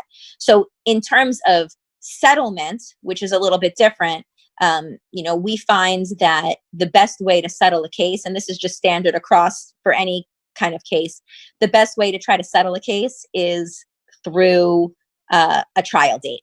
There's nothing that pushes a case as much as a trial date. So we were a little disappointed that the trial, of course, had to be moved, but of course, we had to do that. We can't have a jury trial in these times right now. So that's the kind of the New York piece of it. At the same time, there are discussions going on right now with more of a global settlement. And I don't know, are we in an executive session or is this public? No, public. It is public. Okay. So there are other conversations going on, and I will keep you updated on those. Okay. Thank you very much. You're welcome. Thank you. Anyone else have a question for the attorney? Chairman, I have a question. Yes, Supervisor Bringer. Thank you so much, Chairman. Shayna, thanks for coming into our meeting today to talk to us. I'm not sure if I missed it, but what does the resolution about adding the pharmacies, our local pharmacies, have to do with where we are right now? If we're trial ready, why are we adding more defendants? So remember, the cases that are going forward right now are the kind of the trial cases. They're the cases that we hope will guide settlement in the future. So there's nothing that prevents us from adding more defendants as we find new information. So when the case first started, the case was only against the manufacturers of the medication. It was then expanded to the distributors of the medication, and then further expanded into the retailers, because through discovery, we realized that those three conglomerates of groups we're all, for lack of a better word, we're all in it together. It's kind of like a RICO argument, how governments get, organized crime, meaning that one is related to another, which is related to another. And when one acts, they bind everybody who's related and who has knowledge of that. And through discovery, we have realized that not only were the big chain pharmacies involved, but there have been some smaller chains who were involved in the problem as well. So the issue that we had brought up recently was that there were two particular pharmacies in the county that had extremely high numbers of opioid sales. And it is there are two particular locations that we wanted to look into further. So we want to be able to do that, but because it's more of a mom and pop and a smaller facility, we want to make sure that that's okay with the clients specifically. The issue with the reason why we picked about 90 or 95%, meaning how many pills were coming into the county. We were able to access the information. We know exactly how many pills those two particular pharmacies sold. Now, part of the investigation of those two pharmacies is determining, is there an outside reason for us to want to sue them? Meaning, is there another reason besides actual knowledge that they did something illegal or wrong or in violation of a statute? For example, if one of the pharmacies was next door to a cancer clinic, it would explain why they have such high numbers, because the volume of people that would come by from the cancer clinic would be high. And then that would be a company that we would not want to include in the lawsuit. If somebody is right near a hospital or in the basement of a hospital, again, that would be another one. So the reason why we wanted an answer so quickly was because I wanted to know if there was a thumbs up, thumbs down, in the sense that if you absolutely didn't want to even consider it, I will stop looking into it. But if it's something that we want to get some more information on, I would like to know that as well. Now, some counties have hundreds and hundreds of pharmacies that fit into this category. Warren only had 2. So it's a very small group to actually look into that had such a high volume. I thought our list was like 5. I thought there were 4 or 5. There were more than 2. And so are you saying, I'm going to interrupt you one more second, then I'll turn. It's okay. Are you saying we don't need to authorize you right now to do anything as far as adding them as a defendant? You just want some sort of just a little thumbs up that you could look into it more? Because we were given the impression that you needed to file suit based on a statute of limitations problem that's coming up. Yes, because we are concerned that there is a statute of limitations. So if you give me the thumbs up, we would figure it out immediately, put it into a complaint, send it over to Mary for her to approve, and then file it. So it's it is a very tight time frame. I mean, I'll probably do it this weekend.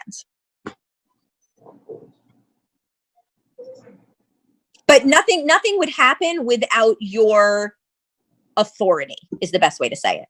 Yes, but Mary's coming to us to make sure that she'll have that go ahead from us. So, and can you just clarify about the number of pharmacies? Is it only 2 or is it more than that? And do you feel like this will significantly assist our case?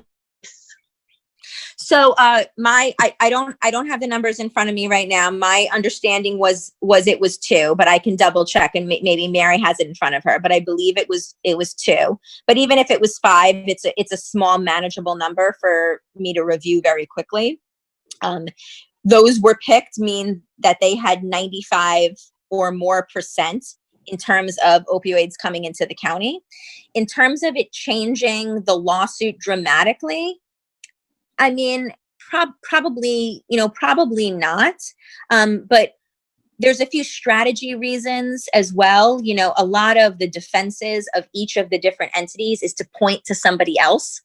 And if you point to somebody else who's not in the lawsuit, it creates a different kind of strategy for the parties involved.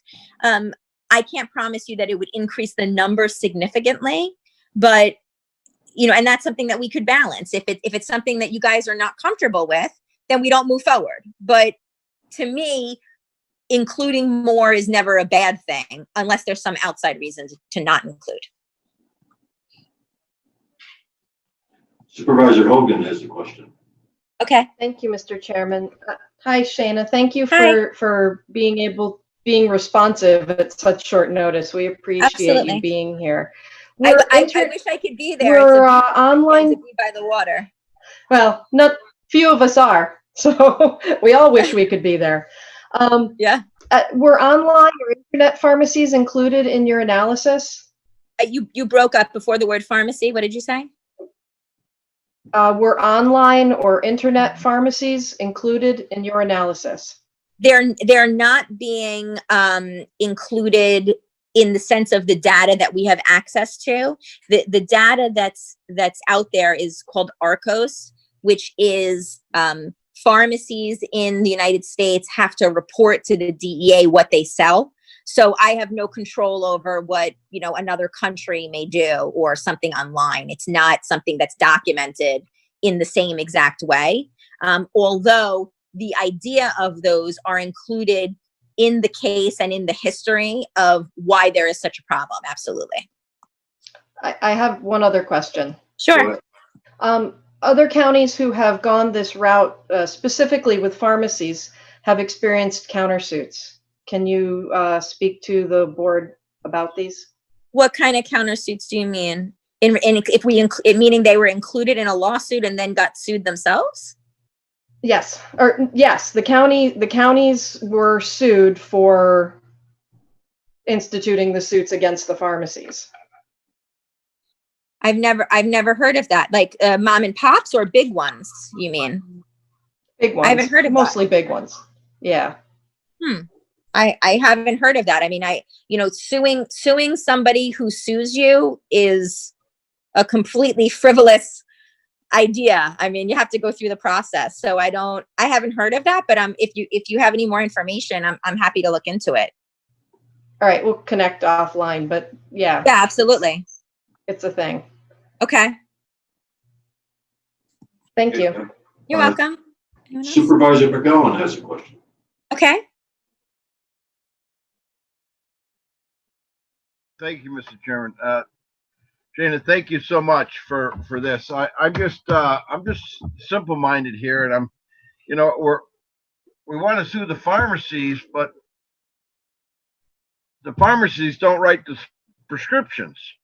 Right. You know what I'm saying? All they're doing is filling them, and I understand by going after them, but I'm just confused of the process for doing this, and I just I could talk to get more information on it later on, but I mean it's just, I understand going after the pharmacies, but are we going after who wrote the prescriptions too for the pharmacies to fulfill? Okay, so there's a few things. One, the big chain pharmacies are already part of the lawsuit. Okay, so Walgreens, big ones. And just so you have an understanding of each group of defendants and what our allegation is, okay? The manufacturers is the first group, and manufacturers obviously make it. And the argument there has to do with the marketing, okay? The allegation is, and they did market it in a misleading way. And in some ways, I would call it more of a lie. Okay. And that information that the manufacturer shared with customers and consumers like yourself, but they also shared that information with physicians. Okay. Physicians get all of their information from the manufacturers. Okay. So if the person you're relying on for the information is not being truthful, and then you rely on it, it's hard to point a finger at that person. Now, I'm not saying that all doctors are perfect. By no means am I saying that, because there are certainly many, many cases where physicians clearly overstep their bounds. There's no question, right? Whether a company tells you something's addictive or not, if you see somebody keep coming into your office and asking for it, as a physician, your Hippocratic oath, you should say, something doesn't seem right here. And you're supposed to make a judgment call. So that's the manufacturer chain. Distributors is a different thing. Distributors are the company. Manufacturers give the medication to a distributor, and then the distributor distributes it to the pharmacies around the country. A distributor has a statutory requirement, state and federal law, that they have to, if they see numbers that are beyond what the DEA or beyond, what is appropriate, they are supposed to halt their shipment and tell the DEA. And our allegation, which is based on internal documents and things that we've seen, is that they didn't, and that they turned a blind eye to that. Okay. The pharmacy retailers have the same burden. Okay. They also, if they see numbers, have a duty to turn away. So companies like CVS, like Walgreens, things like that have an internal system. So do small mom and pops. They have the same requirements. So if you see as a pharmacy, whether you're a big one or a small one, and you see that the same person or the same 5 or 6 people are coming in every day with the same exact script, claiming the same exact injury, etc., CVS and other mom and pops have an obligation to turn away that business. So that's where the legal argument comes from. Now, mom and pops weren't always the focus of the litigation because the numbers seem to be pointing more towards the big companies causing the problem. Because of course, there's 50 Walgreens on every corner sometimes. So obviously they're going to have more of a volume because they have more stores. But we've come to realize now that there are some mom and pops who we believe potentially are also part of that chain of a problem. And like I said earlier, if we realize that one of these small companies are in the basement of a hospital, it would explain why their numbers are so high. All right, no, and I don't want to carry on, but thank you very much. That was a good to the point, and now I feel able to make all the decisions I have to now. Okay, sorry. I feel very passionately about this, so you get me going, and I'm gonna thank you. I'm gonna go. Thank you all for your patience, and hope you learned something. So, as long as I did, thank you again. You're welcome. Supervisor Shepler. Thank you, Chair. My concern is that I do believe the pharmacists are the middleman. They're not the distributors to the pharmacies, and they're not in position. Is someone talking? I can't hear if so. I can't hear. Yeah. Yes, we have a question for you. My concern is I believe that the pharmacies are what we would call the middlemen, and the distributors are the companies that are manufacturing these drugs and providing them to the pharmacies. But where do the orders come from, and where do the orders originate? Through your physician's offices. I think the physician's offices need to be looked at first and foremost before you start going after your pharmacies who are receiving the orders from the physician's offices. So Mr. McGowan. You were breaking up a lot, but I think I heard you say something about the pharmacies being the middlemen. I would say that they're not. It's actually the distributor that's the middleman, if you're going to put them in an order, because the manufacturer sends it to the distributor, sends it to the pharmacy. But the argument is that they are all involved with each other. Like I said, it's kind of a RICO argument where they all had knowledge of what was happening down the line, up and down. Thank you. Okay, I believe we had one more question, Supervisor Wild. Thank you, Mr. Chairman. Shayna, I appreciate your time in helping us understand. I do have concerns about the small mom and pops in being involved in this, primarily because of the costs that they're going to incur to try to defend themselves. Sure. So our economy is suffering as much as it is. Absolutely. I'm hopeful that the ones that we choose, we look at very carefully. Yes. So that we aren't basically burying some of these businesses. And I don't know where they are. If they're in the North Country, they might be the only ones there to be able to serve our public up north. So absolutely, make sure that we're very cautious about that. And I do have reservations about including these smaller ones because they'll just not survive. So yeah, absolutely, and that's part of the little bit of investigation that my team will do. I don't know, Mara, if you have it in front of her, but I believe it was Price Choppers only. So they're not totally mom and pops; they are a chain, but it was a smaller chain. But I do appreciate the argument, especially I'm very familiar with the Lake George area, etc. So I do understand. For example, I believe one of the facilities was about 20 minutes or so from a hospital. And some people in other parts of the country might think, oh, that's, no one's going to go there. But I know from being up there that sometimes is where the closest hospital is. So I do have an understanding and appreciation of that. And we can provide you more detail to make you feel better about these particular smaller facilities. Absolutely. Thank you. Yeah.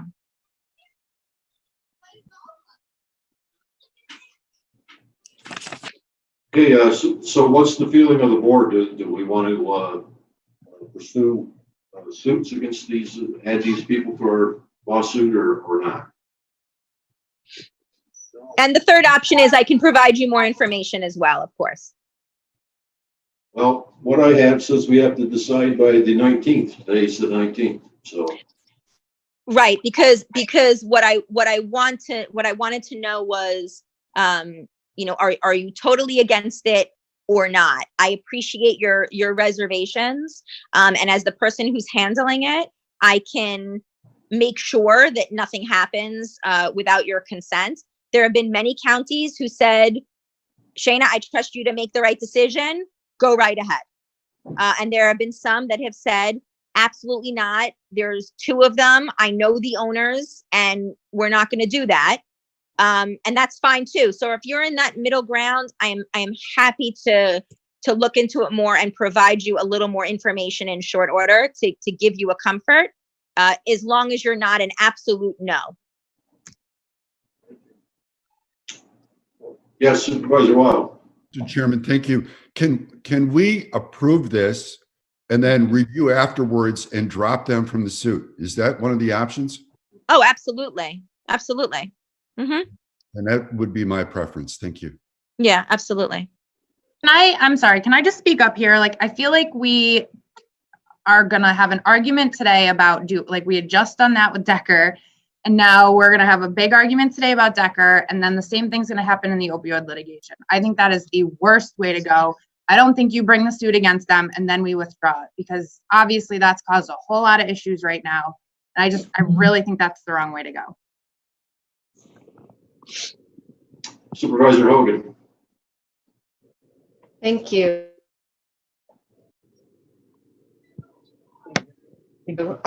I just wanted clarification in suit litigation and then withdrawing it. He was right. Mike, can you clarify what you were saying? I'm sorry, Andrea, I missed it. But basically, I'm not really in favor of moving forward with small mom and pops unless we get a sense, right, that they're good. So I thought was, let's include them now and drop it in 2 or 3 days once we get more information. But I'm not even sure that's reasonable. And it sounds like Mary doesn't. Yeah, I don't think we have to do that. I think I can provide you with a little more information and to make you feel more comfortable. That's totally fine. Do we need a decision today? Sorry to interrupt. The decision I'd like you to make is absolutely not is if it's an absolutely not without further information, that's the decision that I need to know. Okay, well, let's get a consensus of the board by a show of hands on how many people would like to include the local pharmacies in this litigation. I see one. That's all I see is one. So I guess that's not absolutely not, but it's pretty close. Yeah, and that's totally fine. That's totally fine. Okay, I think that that settles that. Then. Okay, great. Thank you. Thank you. Do you need me to stay on for any other questions? No, I think we'll be probably moving on to other items. Okay, wonderful. Thank you for your time. Thank you. Have a great day, everyone. Thank You you, too. Shayna. Bye. Okay, next we have reading of communications. We received the Capital District Regional off-track vetting audited financial statements and supplemental other information for years ending December 31, 2019 and 2018. Capital District Regional off-track vetting financial report dated November 30, 2019. Warren County Commissioner Jurors Annual Jury Report for 2019.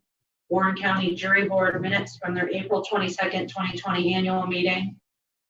We've received Resolution 187 from the town of Queensbury, setting public hearing on proposed local law to amend Chapter 179 zoning of Queensbury Town Code to revise a section on parking and loading regulations. Email from June Maxim, North Country Gazette, regarding improper FOIL responses and charges. Letter from F.R. Smith and Sons, Inc., regarding modifications to Speedy's multi-sector general permit. Adirondack Park Local Government Review Board resolution recommending actions to strengthen the clean, drain, and dry aquatic invasive species spread prevention law. And another resolution from the Adirondack Park Local Government Review Board requesting review and change of APA policy on agency review of proposals for new telecommunications towers and other tall structures in the Adirondack Park. We also received this morning an email from G. Travis Whitehead, including his written comments and documentation with regard to resolution number 217 of 2020. I emailed that out to the board this morning. Okay, thank you. Reading of resolutions. Resolution numbers 196 through 219 were distributed to the members of the Board of Supervisors and posted to the Warren County website on June 11th. Resolution numbers 220 through 224 were produced after mailing pursuant to action taken at the June 9th Tax and Tourism Committee meetings and the June 15th Support Services and Personnel Committee meetings. Those were distributed to the members of the Board of Supervisors and posted to the county website on June 16th. A motion is needed to bring resolutions 220 through 224 to the floor. Moved by Supervisor Simpson, seconded by Supervisor Bramer. All in favor? Aye. Opposed? Okay, discussion and public comment on proposed resolutions. Yes, Supervisor Hogan. Thank you, Mr. Chairman. I'd like a roll call, please. Okay. It's on 206 and 217. Roll call on 206 and 217.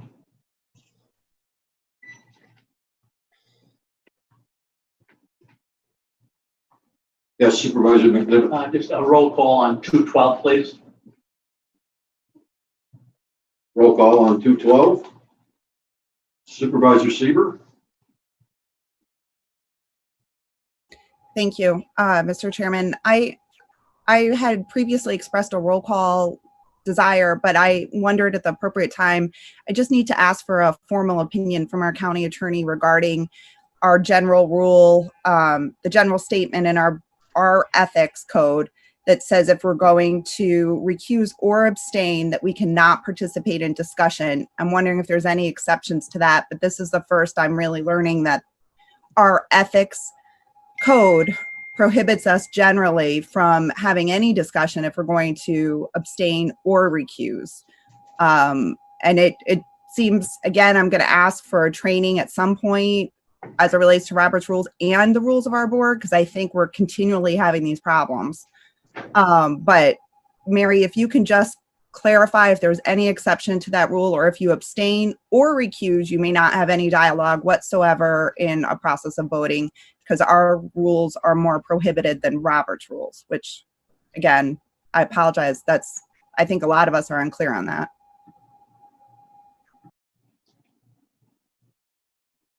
Chairman, do you want me to do that now? Yes, ma'am. Okay. So section 3.042 of the county policies says that no municipal officer or employee may participate in any decision or take any official action with respect to any matter requiring the exercise of discretion, including discussing the matter and voting on it, when he or she knows or has reason to know that the action could confer a direct or indirect financial or material benefit on himself or herself, a relative, or any private organization in which he or she is deemed to have an interest. So I'm not taking any position on whether there's an interest for Supervisor Sieber here. That's just what our law says, that if you're going to abstain, that you also have to not participate in the discussion. Thank you, Mary. Just as a follow-up, though, are there exceptions to that at all, or no? There's always exceptions to our ethics law, and those are things like voting on the budget in general. I don't have it right in front of me, but this would not be an exception. I think for today's purposes, I'll err on this abundance of caution, but I would ask Mr. Chairman again, I know I brought it up in personnel to Supervisor Garrity. Could we please make it a priority to have a training both on Robert's rules and the rules of the board? Because I do think it limits many of our abilities to adequately represent our constituents as it relates to some of these votes. And there seems to be a lot of confusion on what these different terms mean. But I appreciate, Mary, the information. I'll look into it. Noted. Thank you. Yes, Supervisor Driscoll. Thank you, Mr. Chairman. I would like to request a roll call vote on Resolution 209 and also state that as chair of the Human Services Committee, I have a responsibility for announcing that resolution and encouraging members to consider it. Again, I will be abstaining from voting on that. Okay, roll call on 209. Yes, Supervisor Diamond. Thank you, Mr. Chairman. Just a comment, please, on Resolution 202. Reflecting back to our committee meeting, there was discussions about the terms of the agreement for the consulting services.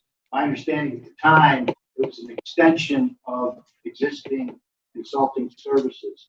I requested at that time an agreement that would be available to be reviewed prior to this meeting. The only thing I have here is a scope of work that, in my opinion, is not an agreement between this consulting and Warren County. I do have a question, though, for Kevin, if he's online. During the scope of this agreement here that's being proposed, it says that work not included in this proposal is subsurface investigation to determine payment of the CBR values. Is that some work that's going to have to be done that's not part of the scope? It's not guaranteed that this work will have to be done. Once they go out there and do the pavement evaluation first, which is basically visual, then they'll determine whether or not they have to do it. I can't predict right now that that's what it would be, but if they need to do that, determine that CBR value, then it will be covered under the grant work. But the grant is maxed out at $49,000. Yeah, that's correct. The itemized scope of work here is $49,000, and they're very specific here that this work wasn't going to be covered. Where would we get the extra money to pay for it? We would seek that from FAA or the state. So it's not covered. If this work has to happen, it's not covered currently under the terms of the grant application that we're submitting. Under the current term, no, it's not. But to jump back to that CBR value, CBR values can basically be done without doing underground testing. I worked for an engineering firm and we did CBR values just by visual. So it can be done. It doesn't necessarily mean they have to do subsurface investigation. It's a caveat. It's a caveat that they're going to put in the contract just to make sure that if it needs to be there, then it would be extra.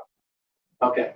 Thank you, Kevin. My position, Mr. Chairman, on this particular resolution, and I'll go on the record now, without having the actual agreement that frames out the timeline to have the work done, or the original agreement that was awarded to this company in past years, I'm going to have to vote no.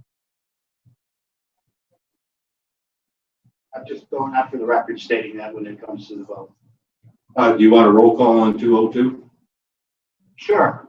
I'll ask for a roll call. Okay, roll call on 202. Any other discussion on 202? Hearing none, Supervisor Bramer. Thank you so much, Chairman. I have discussion on 206 if we're done seeking roll calls. If you're ready for that, Chairman. Yes, go ahead. Okay, thank you so much. Recently, we missed an opportunity through the New York Association of Counties, NYSAC, to advocate for more cellular and broadband infrastructure funding through a federal stimulus package. While we did provide a large list of county infrastructure projects, NYSAC asked us for a wish list of projects that would help our communities. I suggested that we advocate for federal funds for broadband and cellular infrastructure needs. I thought we could all agree that federal stimulus funding to bridge the digital divide in our county would dovetail well with state funding through the Broadband Program Office and other state funding, and would be especially useful at this time. The county may not have shovel-ready cell and broadband projects right now, but we could have raised this to NYSAC to show that we're serious about solving these problems for our residents. Not one of the town supervisors who was going to vote for 206 supported me in this advocacy effort.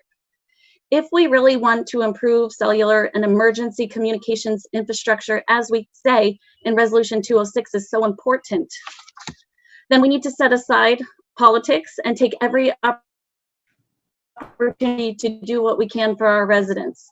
While I am not in favor of the exact wording of Resolution 206 because we didn't do our homework and we didn't do our due diligence to propose specific changes to APA, I do support finding better ways to improve cellular coverage. So I will be voting in support of 206.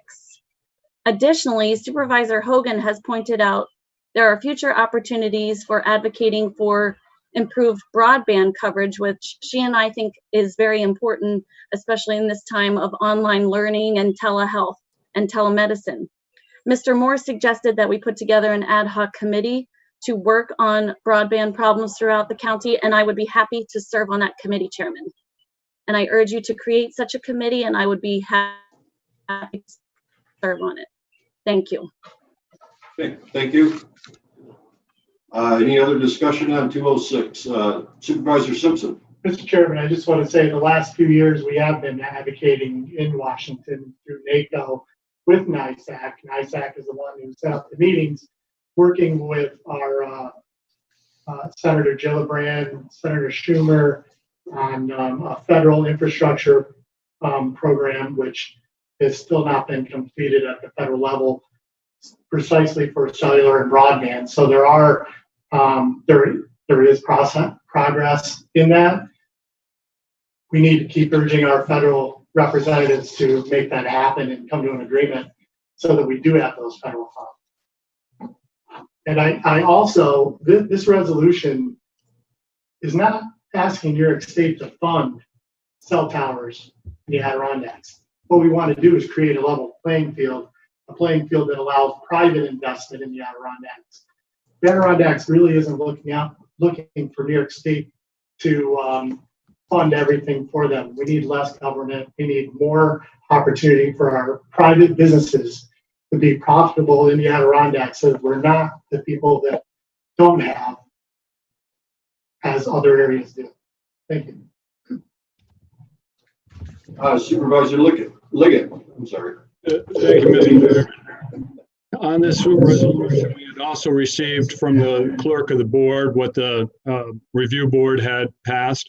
Looks like it was a resolution that Washington County had passed. I like the language in that resolution better than this one, because this one seems to put the onus of the lack of cell phone coverage in the Adirondacks on regulation or the policy implemented by the APA board, when really it comes down to a matter of economics. That is the real weak link.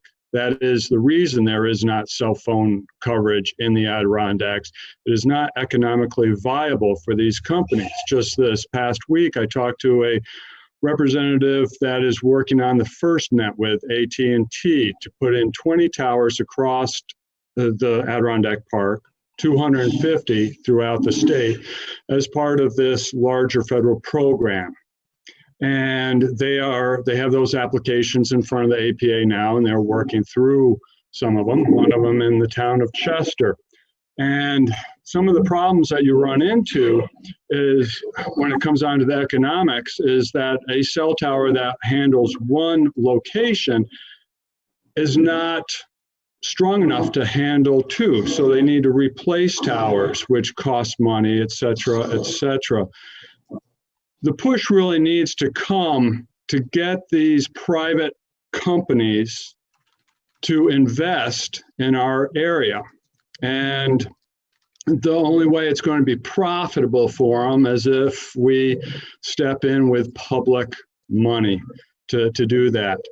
There's problems with that, as we are all suffering from 3 phases of broadband expansion within New York State, and we are here in the Adirondacks without complete coverage of broadband.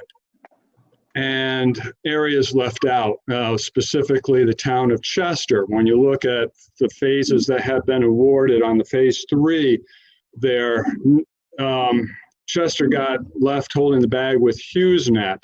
Meanwhile, SLIC is working its way all the way through Johnsburg, Thurman, up into Essex County, and so on. And other providers like Spectrum are more reluctant to build out. It's not profitable for them, even though they are receiving government funding and subsidies to do this. I'm just getting on my soapbox about this, because usually we point to regulation as being the problem to economic development. And you really have to take into effect of our location. We have mountains and valleys. It's a very difficult terrain in the first place to cover with cell phones. And then the other is, we do not have a population that can support the investment of these private companies who are looking at cost-benefit ratios. I'll get off my soapbox and return it to the floor. Thank you, Mr. Chairman. You're welcome. Any other discussion on 206? Anyone else? Yes, Supervisor Wild. Thank you, Mr. Chairman. I'm not sure. There was something brought up by Mary, I believe, about a revision to the resolution referencing the correct act. I don't recall exactly. I didn't write it down.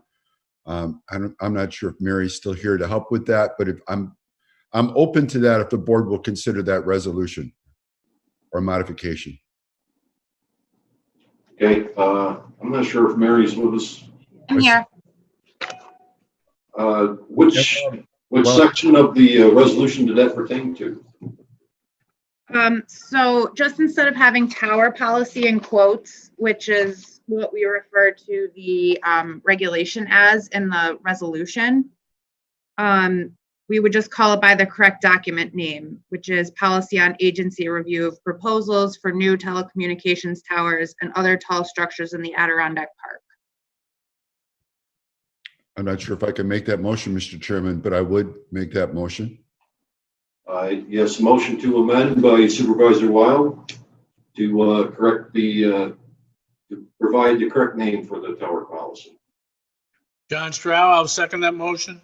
Seconded by Supervisor Stroud. Any discussion on the amendment? Yeah. Supervisor Liggett. Thank you. I know that Supervisor Sieber wanted to add on who this should be sent to as well. Is that still a valid concern there for the supervisor? Yeah, if Mr.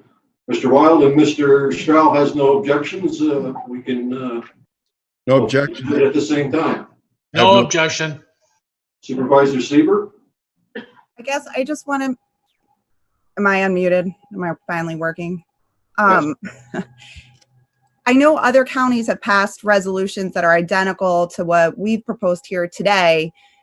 Just to be clear then, do we need to list all the places that the resolution needs to be sent to? It's my understanding that once it's passed, we can forward this resolution on to anyone. It's public, but it doesn't need to be listed there. I'd asked Ryan more about it. Maybe Ryan wants to weigh in.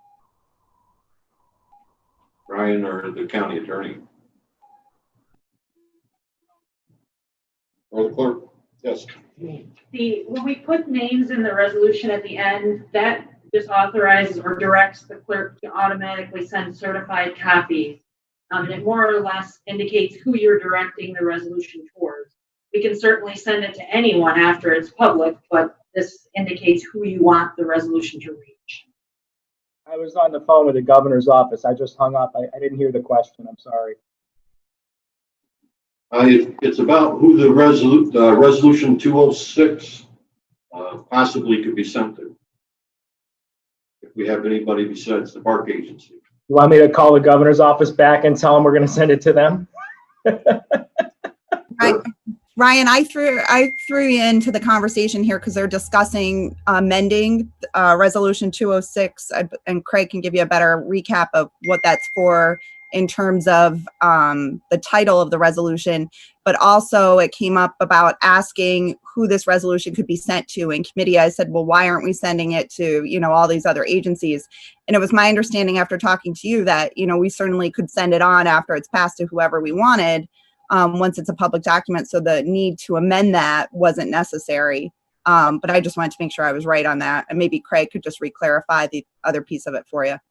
We could do it either way. If you want to add entities to it, we can amend it. If you don't want to go through the amendment, just tell me and Amanda to send it, and we'll send it. We work for you, so whether it's in the resolution or not, we'll do what you tell us. Well, we have an amendment on the floor to correct the tower policy to the correct name of what it is, and we also have permission from the people that moved the amendment and seconded it to add names where we would specifically like this resolution to go, besides the Adirondack Park Agency. That's where we're at. Unless we have a list, I'm going to end the discussion. Supervisor Simpson. I just want everybody to realize that in this tower policy that the APA has, they don't specifically say a tower height. What we're asking, this is how interpretation of their policy. So there really isn't a direct change. It's in how they view administering their act. So I'm not really hung up on the name. It's more about the substance. It sends the right message. I just want everybody to be clear. There isn't a policy that says the tower can only be 40 foot high or 30 foot high or treetops. It's how they interpret their language that they have. Okay, so on the amendment, which is from my perspective a technical correction, I'll call the question. Is everyone in favor? Aye, raise your hands, please. Aye. And opposed?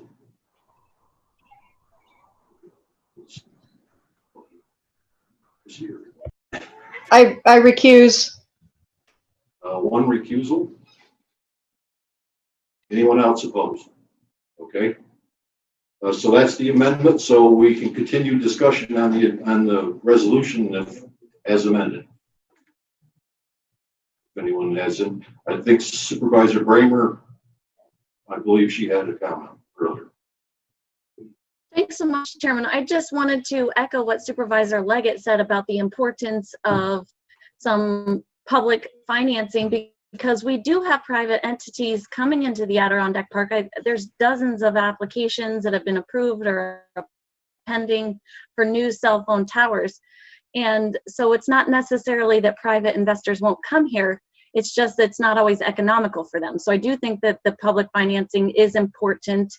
And it also goes to the fact that we did not do our due diligence on this resolution exactly, because we never invited any of the private companies to come and talk to us about what were the problems with cell phone towers in the Adirondack.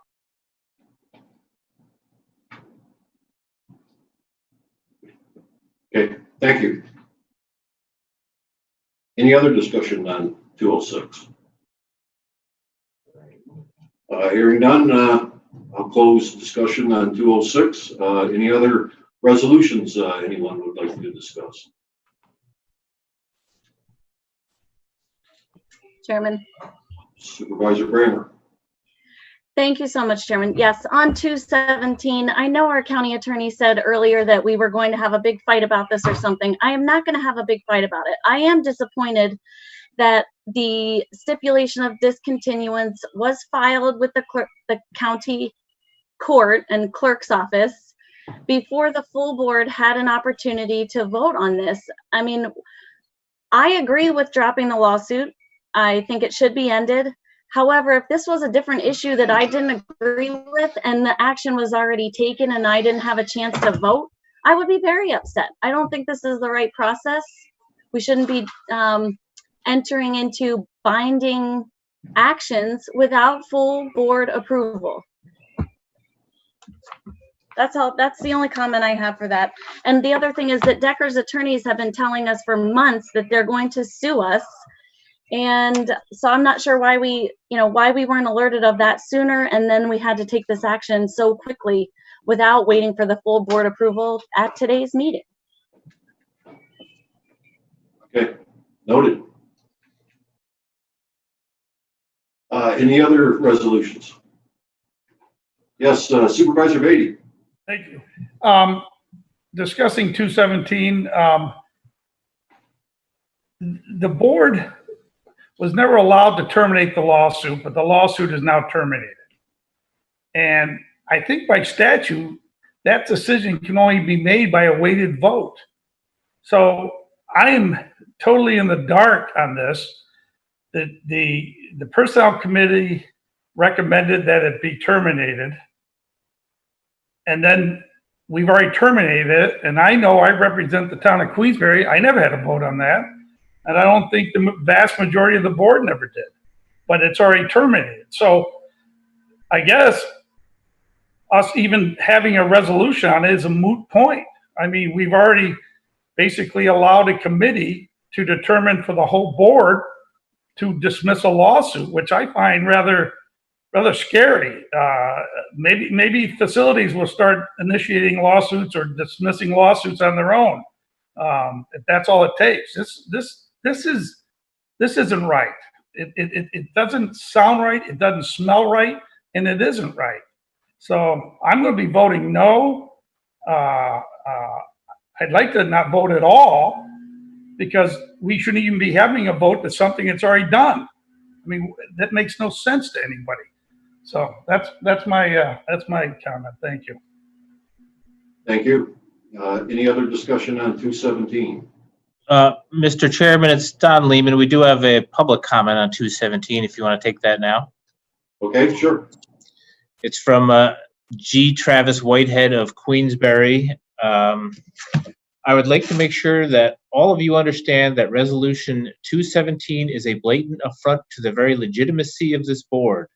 Though the words are cleverly parsed, it falsely puts a question to you that has already been decided, a bell that cannot be unrung, and as such, if it is even considered today, you are violating the trust the public has placed in your hands.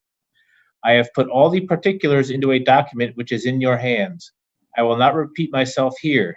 Suffice it to say that the Decker lawsuit has already been dismissed, and for reasons that are unclear, but that is not a matter for debate or even a vote today, as it's as its dismissal has already been decided for you. A negative vote on Resolution 217 would be meaningless, and therefore your vote has been made meaningless. You have been robbed of due process.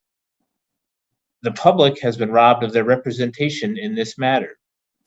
The only thing that can be done today is to examine how you got to this point and to institute controls to ensure the situation is not repeated in the future. The lesson to be learned is that by rules of this board, a committee vote never authorizes anything beyond bringing the matter before the board where it will be decided by a weighted vote. Anything else would be in violation of the Equal Protection Act. I am sure that most of you understand that already, but you have to wonder if your county attorney and county administrator understand that as well. Both should be admonished for allowing this sequence of events to unfold, and worse, never letting you know ahead of time that this lawsuit was dismissed minutes after the committee meeting and long before today's scheduled vote. Signed, G. Travis Whitehead, Town of Queensbury. Okay, thank you. Any other public comments before we move on to further discussion? No, sir. Thank you, Don. Supervisor Hogan. Thank you, Chairman. 217. You know, these have been incredibly stressful days for everyone. And what we're struggling under today, or what it seems to me we're struggling with today, is just a sloppiness of process. And it's not just on 217. We've raced a couple things through here without really taking the time that was due, the consideration that was due. And moving forward, I just would like to encourage the board to well, number one, take a breath and be forgiving of one another, in that we're all doing the best we can in the middle of a pandemic without a playbook. But also, let's tighten it up, folks. We can do better. That's all. Thank you. Supervisor Wild. Thank you, Mr. Chairman. I'll be brief, but sometimes, and I've had issues at times with our last minute decisions, but there are times when you need to make a decision based on some type of clock that's running. And in this case, based on my recall, we needed to make a decision right away. It was open to committee. It was broadcast. It was broadcast on YouTube, I believe, and Facebook, I think. But it was open to the public and to all the other supervisors who cared to attend to join in on the discussion. So it was one of those decisions that the consequences defined us or directed us to make a decision right away. I don't like that, but in this case, that was the situation. Thank you. Thank you. Any other comments on 217? I believe Administrator Moore wanted to comment. Oh, I would echo Andrea's comments on, I guess, the fact that we're all trying to do the best we can under non-ideal circumstances. I'd also like to say that it's not without precedent for the Board of Supervisors to ratify actions that have already been taken. I mean, I don't have any counts, but I'd be interested to see how many times we've ratified actions like this in the past. The very act of bringing this civil suit against Dave Decker was a ratification, if you recall. So if anybody wants to make the argument that, you know, that process is illegal or not against statute, I'd love to see what statute that is. I heard that word thrown out. Maybe they ought to take a look at the action that brought the lawsuit in the first place. We have tax litigation that has recovered a lot of money for this county that's been approved in a similar fashion. To Mike Wild, Supervisor Wild's point, we live in a real world with real deadlines, and we do the best we can.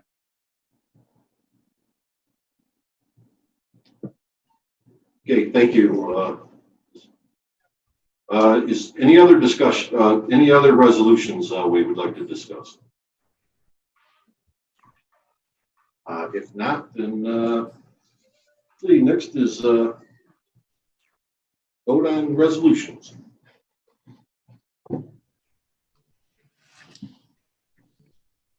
Okay, resolution 196, making supplemental appropriations.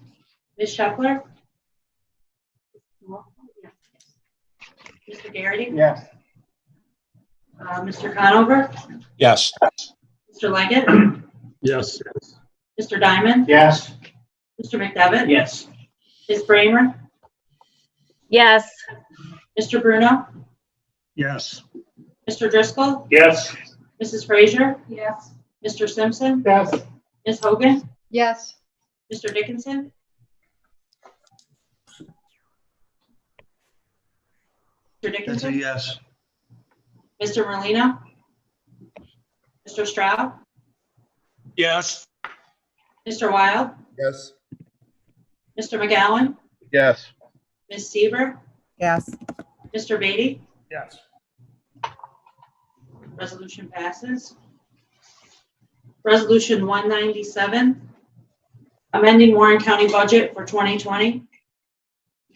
Ms. Shepler? Yes. Mr. Garrity? Yes. Mr. Conover? Yes. Mr. Leggett? Yes. Mr. Diamond? Yes. Mr. McDevitt? Yes. Ms. Bramer? Yes. Mr. Bruno? Yes. Mr. Driscoll? Yes. Mrs. Frazier? Yes. Mr. Simpson? Yes. Ms. Hogan? Yes. Mr. Dickinson? Yes. Mr. Stroud?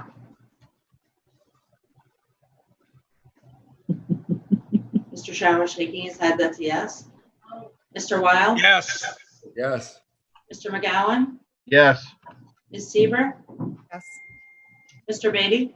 Yes. Chairman Thomas? Yes. Resolution passes. Resolution 202, authorizing agreement with Jacob Civil Consultants. Ms. Shepler? Yes. Mr. Garrity? Yes. Mr. Conover? Yes. Mr. Leggett? Yes. Mr. Diamond? No. Mr. McDevitt? Yes. Ms. Bramer? Yes. Mr. Bruno? Yes. Mr. Driscoll? Yes. Mrs. Frazier? Yes. Mr. Simpson? Yes. Ms. Hogan? Yes. Mr. Dickinson? Yes. Mr. Stroud? Yes. Mr. Wild? Yes. Mr. McGowan? Yes. Ms. Seaver? Yes. Mr. Beatty? Yes. Chairman Thomas? Yes. Resolution passes. Resolution number 206, requesting the Adirondack Park Agency review and modify current cell tower regulations as amended. Ms. Shepler? Yes. Mr. Garrity? Yes. Mr. Conover? Yes. Mr. Leggett? Yes. Mr. Diamond? Yes. Mr. McDevitt? Yes. Ms. Bramer? Yes. Mr. Bruno? Yes. Mr. Driscoll? Yes. Mrs. Frazier? Yes. Mr. Simpson? Yes. Ms. Hogan? Recuse. Mr. Dickinson? Yes. Mr. Stroud? Yes. Mr. Wild? Yes. Mr. McGowan? Yes. Ms. Seaver? Yes. Mr. Beatty? Yes. Chairman Thomas? Yes. Resolution passes. Resolution number 209, authorizing continuation of contractual relationships for special delinquency prevention programs. Ms. Shepler? Yes. Mr. Garrity? Yes. Mr. Conover? Yes. Mr. Leggett? Yes. Mr. Diamond? Yes. Mr. McDevitt? Yes. Ms. Bramer? Yes. Mr. Bruno? Yes. Mr. Driscoll? Abstain. Ms. Frazier? Yes. Mr. Simpson? Yes. Ms. Hogan? Yes. Mr. Dickinson? Yes. Mr. Stroud? Yes. Mr. Wild? Yes. Mr. McGowan? Yes. Ms. Seaver? Yes. Mr. Beatty? Yes. Chairman Thomas? Yes. Resolution passes. Resolution 212, authorizing revocable right-of-way private use licensing agreement with Stewart's Corporation. Ms. Shepler? Yes. Mr. Garrity? Yes. Mr. Conover? Yes. Mr. Leggett? Yes. Mr. Diamond? Yes. Mr. McDevitt? No, let me just make a brief comment if I can, please. Sometimes we subjectively look at pieces of real estate, automobiles, paintings, and we come to a conclusion that it just isn't fundamentally right. There are some pros and cons as it relates to the Stewart's project in Glens Falls. I'm in this facility probably 2 times a week, and I have taken the time to look at the cement patch that they're proposing to connect us to our pathway. At the end of the day, in my opinion, subjectively, the project's too big for the neighborhood. Stewart's has taken a cookie cutter approach. The project ought to essentially be half the size it currently is right now. On the plus side for Stewart's, they've done great landscaping on the project. They're a good employer, and they basically have done a quality project. At the end of the day, it's too big. It is right in the heart of hundreds of small residences in the city of Glens Falls, and it takes up an entire city block. So I'm going to respectfully vote no on this project because I as a way of protesting the size of the development on Ridge Street in Glens Falls. Thank you. Ms. Bramer? Sorry, yes. Mr. Bruno? Yes. Mr. Driscoll? Yes. Mrs. Frazier? Yes. Mr. Simpson? Yes. Ms. Hogan? Yes. Mr. Dickinson? Yes. Mr. Stroud? Yes. Mr. Weil? Yes. Mr. McGowan? Yes. Ms. Seaver? Yes. Mr. Beatty? Yes. Chairman Thomas? Yes. Resolution passes. Resolution number 215, amending table of organization and Warren County salary and compensation plan for 2020. Ms. Shepler? Yes. Mr. Garrity? Yes. Mr. Conover? Yes. Mr. Leggett? Yes. Mr. Diamond? Yes. Mr. McDevitt? Yes. Ms. Bramer? Yes. Mr. Bruno? Yes. Mr. Driscoll? Yes. Mrs. Frazier? Yes. Mr. Simpson? Yes. Ms. Hogan? Yes. Mr. Dickinson? Yes. Mr. Stroud? Yes. Mr. Weil? Yes. Mr. McGowan? Yes. Ms. Seaver? Yes. Mr. Beatty? Yes. Chairman Thomas? Yes. Resolution passes. Resolution 217, ratifying the actions of the county attorney and withdrawing litigation against David Decker. Ms. Shepler? Yes. Mr. Garrity? Yes. Mr. Conover? Yes. Mr. Leggett? Yes. Mr. Diamond? No. Mr. McDevitt? Yes. Ms. Bramer? No. Mr. Bruno? Yes. Mr. Driscoll? Yes. Mrs. Frazier? Yes. Mr. Simpson? Yes. Ms. Hogan? No. Mr. Dickinson? Yes. Mr. Stroud? Yes. Mr. Weil? Yes. Mr. McGowan? Yes. Ms. Seaver? Abstain. Mr. Beatty? No. Chairman Thomas? Yes. We'll check the vote on that. That resolution passes by a vote of 648 in favor. Resolution 218, establishing capital project H400 Airport Pavement Management Plan. Ms. Shepler? Yes. Mr. Garrity? Yes. Mr. Conover? Yes. Mr. Leggett? Yes. Mr. Diamond? No. Mr. McDevitt? Yes. Ms. Bramer? Sorry, which resolution are we on? It's resolution 218. I'm sorry. Thank you. Yes. Mr. Bruno? Yes. Mr. Driscoll? Yes. Mrs. Frazier? Yes. Mr. Simpson? Yes. Ms. Hogan? Yes. Mr. Dickinson? Yes. Mr. Stroud? Yes. Mr. Weil? Yes. I'm sorry, Mr. Weil? Yes. Mr. McGowan? Yes. Ms. Seaver? Yes. Mr. Beatty? Yes. Chairman Thomas? Yes. Resolution passes. Resolution 219, authorizing the appropriation of funds from the Environmental Testing Reserve Fund to the Real Property Tax Services budget. Ms. Shepler? Yes. Mr. Garrity? Yes. Mr. Conover? Yes. Mr. Leggett, Yes. Mr. Diamond, No. Mr. McDevitt, Yes. Ms. Bramer, No. Mr. Bruno, Yes. Mr. Driscoll, Yes. Mrs. Frazier, Yes. Mr. Simpson, Yes. Ms. Hogan, Yes. Mr. Dickinson, Yes. Mr. Stroud, Yes. Mr. Wild, Yes. Mr. McGowan, Yes. Ms. Seaver, No. Mr. Beatty, No. Chairman Thomas. Yes. The resolution passes by a vote of 684 in favor. That's the last roll call. You just need to collect the minutes. Okay, and a vote on the collective. All in favor? Aye. Aye. Opposed? Good. Let's see, next we have privilege of the floor and public comment. Mr. Lehman, is there any further comments from anyone from the public? Yes, sir. We do have a follow-up comment from G. Travis Whitehead of Queensbury.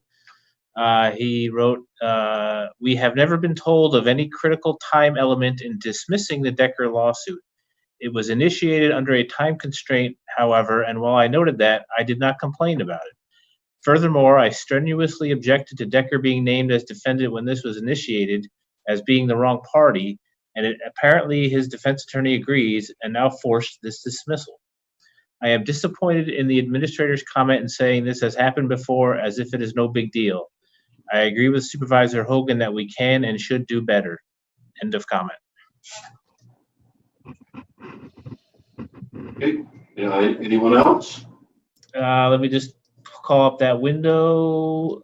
Nope, that's it. Okay, thank you, Mr. Whitehead. Any, let's see, what are we at here?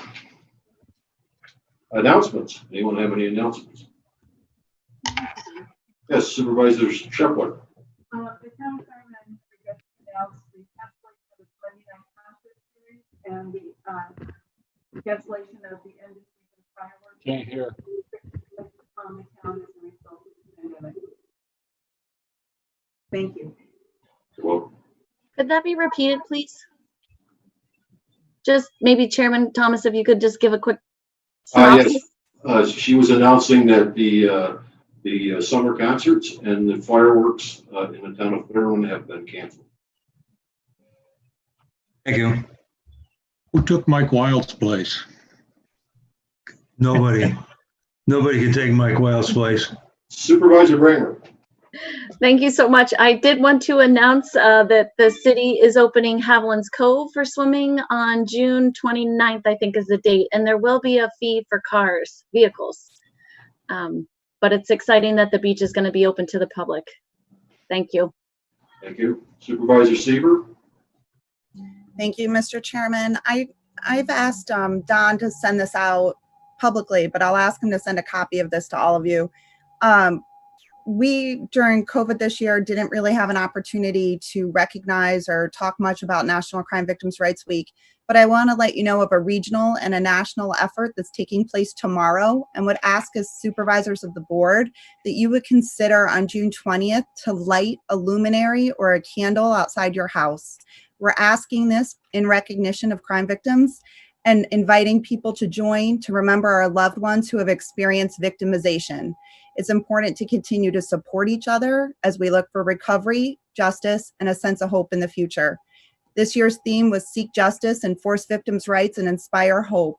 This continues to challenge all of us to raise awareness for victims' rights and inspire hope for our victims, survivors, and communities for future progress and for greater healing. And I would certainly appreciate any efforts any of you could do to light a candle outside your house tomorrow to continue to recognize those that are victimized and the problems we're continuing to have in our criminal justice system. Thank you, Supervisor Seaver. Supervisor Stroud. Yes, thank you, Mr. Chairman. I just want to highlight the fact that the Fund for Lake George put out their Person of the Year recognition, and that went to Mayor Blaze of the Village of Lake George. and recognizing his efforts to save and enhance the quality of Lake George's water. So I just wanted to bring that recognition forward. I think it's significant, and I think he is well deserving of it. Thank you. Here, here. Supervisor Beatty. Thank you, Mr. Chairman. I just want to make a follow-up comment to Mr. McDevitt on Stewart's.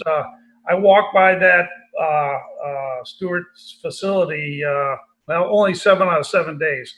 And they've already put in the access to the bike trail. I thought it was absolutely 100% professionally done. I won't argue with Mr. McDevitt about the size of the Stewart's location. That's not for me to decide, but I can tell you that I've never, very rarely do I see a facility that is so landscaped and clean and neat. And I was very impressed, to be frank with you. I wish Stewart's would do all theirs like that. That was that impressive to me anyway. So anyway, thank you. Thank you. Thank you. Anyone else? Before we adjourn, I would like to draw your attention to the proclamation that's included in your packet. June 15th was Elder Abuse Awareness Day. I would just like to say that every day ought to be Elder Abuse Awareness Day. I'm with you, Frank. I would just make that note. Yeah, Supervisor Conover. Mr. Chairman, thank you. Next Thursday, when all of you are sitting around waiting to watch Summer Rush on Lake George for our region, you also might want to take a look and read this month's issue of the Association of Towns. There's a number of great articles in there, one of which is on the wood chip bioreactor here in Bolton Landing. It's very well done. So I'd encourage you to take a not only read the magazine, but take a look for that article. Thank you. Thank you. If there's nothing else, motion to adjourn. So move. Moved by Supervisor Dickinson, seconded by Supervisor Simpson. All in favor? Aye. Aye. Opposed? Thank you. Boink.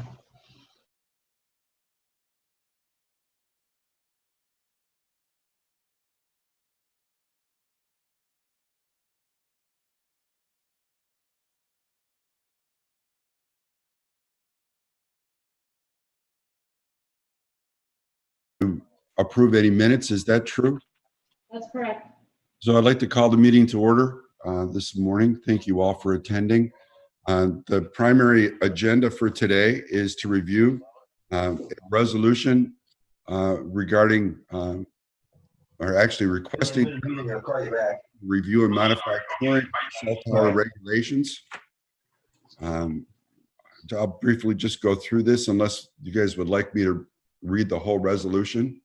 But basically, we're asking that the change in the policy to be not readily discernible in terms of tower policy, vertical co-location of carriers, to encourage that vertical co-location, to include general permits for cellular antennas on existing tall structures, to allow a height 20 feet above existing structures within hamlets, to offer a bonus of 10 to 20 feet above tree canopy for new towers currently serving unserved areas, and asking the cell tower applicants for information regarding, including maps showing how higher tower height would expand coverage and benefit residents and travelers.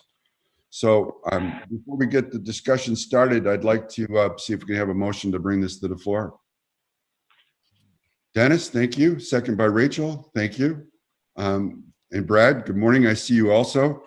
To get started, I'd like to allow a couple of guests to make some comments. So Willie Janeway is with us today. Peter Bauer, I believe, might be with us via cell. And Fred Monroe, we've chatted with Fred this morning. So if you guys don't mind, I'd like to get some comments from some of the people that have been involved in our community, involved with this issue for some time. So Willie, if you don't mind, could you give us a brief statement?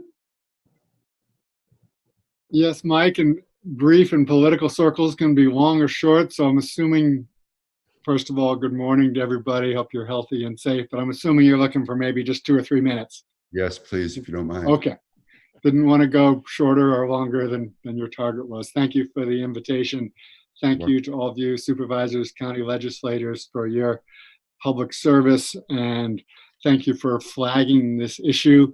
I wanted to note a few things and then make a suggestion for your consideration, but obviously the decision on how you proceed is yours. The observation is that with the governor and others of local government working together, looking back over the last several decades, we've made some substantial progress in communications connectivity across the county, across the Adirondacks.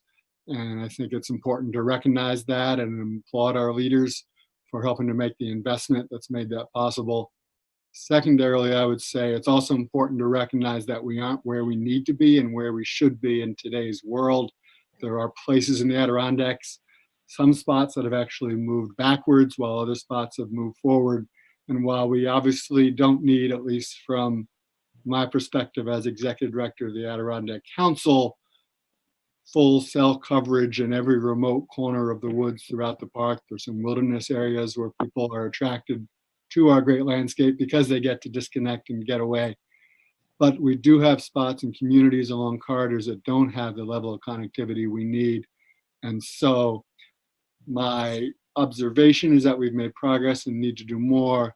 My suggestion would be that rather than proceeding with what I understand, I'm looking for a modification or a weakening of the Adirondack Park Agency's current guidelines. I would respectfully suggest those guidelines have worked very well, and our biggest obstacles have been the economics and the companies without enough customers and enough money. It's been hard for them to prioritize the investment in the technology that we need in our region. And I would encourage the board here to thank the governor and the leaders for what they have done, for their pledges to extend out to more of our communities and more of our travel corridors, and to focus not on this policy change, which I honestly don't believe is going to lead to the kind of improvements we need, but to focus on thanking them for what has been done and urging there to be further investment. As cell company phones have said in public settings, you know, the challenge in the Adirondack North Country is the number of people we're serving. It has not been the Adirondack Park Agency's policy. And we need to have subsidies and state funds to support to make sure that year-round and seasonal residents, travelers, businesses have the connectivity that they need. That's going to require dollars. If we're going to allow, and I want to give credit to Bill Farber for, I'm about to steal a phrase that he's used, if we're going to allow the companies to have permission to use state resources, Verizon, AT&T, Westchester, New York City, to access the market of millions, why aren't we requiring, as part of that permission that we as a state are giving to them, that they also invest in the last mile and in places in the Adirondacks? So I would not be supportive of the motion you're looking at, but I'd be very supportive of your urging the state to pat themselves in the back for what they have done, recognize what still needs to be done, and up the funding. And I would point out there is federal funding available for this. So especially in this current state crunch where we can't run a deficit, but the feds clearly can, there is opportunity and there's funding available there to help with this. So I can make myself available for questions. I did provide a written letter to your office, Mike, that I'm going to assume is circulate. So I'm not going to go through and read that to you. Don't mean to be disrespectful and do that. You obviously can all read it. So I will stop there, and hopefully I've been succinct enough. Again, thank you for your service and your attention to this issue. Thank you, Willie. I appreciate it. Let me move forward to Peter. I don't know if Peter made it on the line this morning. He did not. He was calling in from Blue Mountain Lake, and he was complaining about any cell service. Broadband coverage. We did talk via cell this morning. Let's move forward. Fred Monroe. Yes. Do you have any comments? Yes. Yeah. Thank you, Mike. And good morning to everybody on the committee. It's nice to see everyone with this whole new world of trying to do this by Zoom. So I want to thank you for the opportunity to discuss discuss this towers policy with you this morning.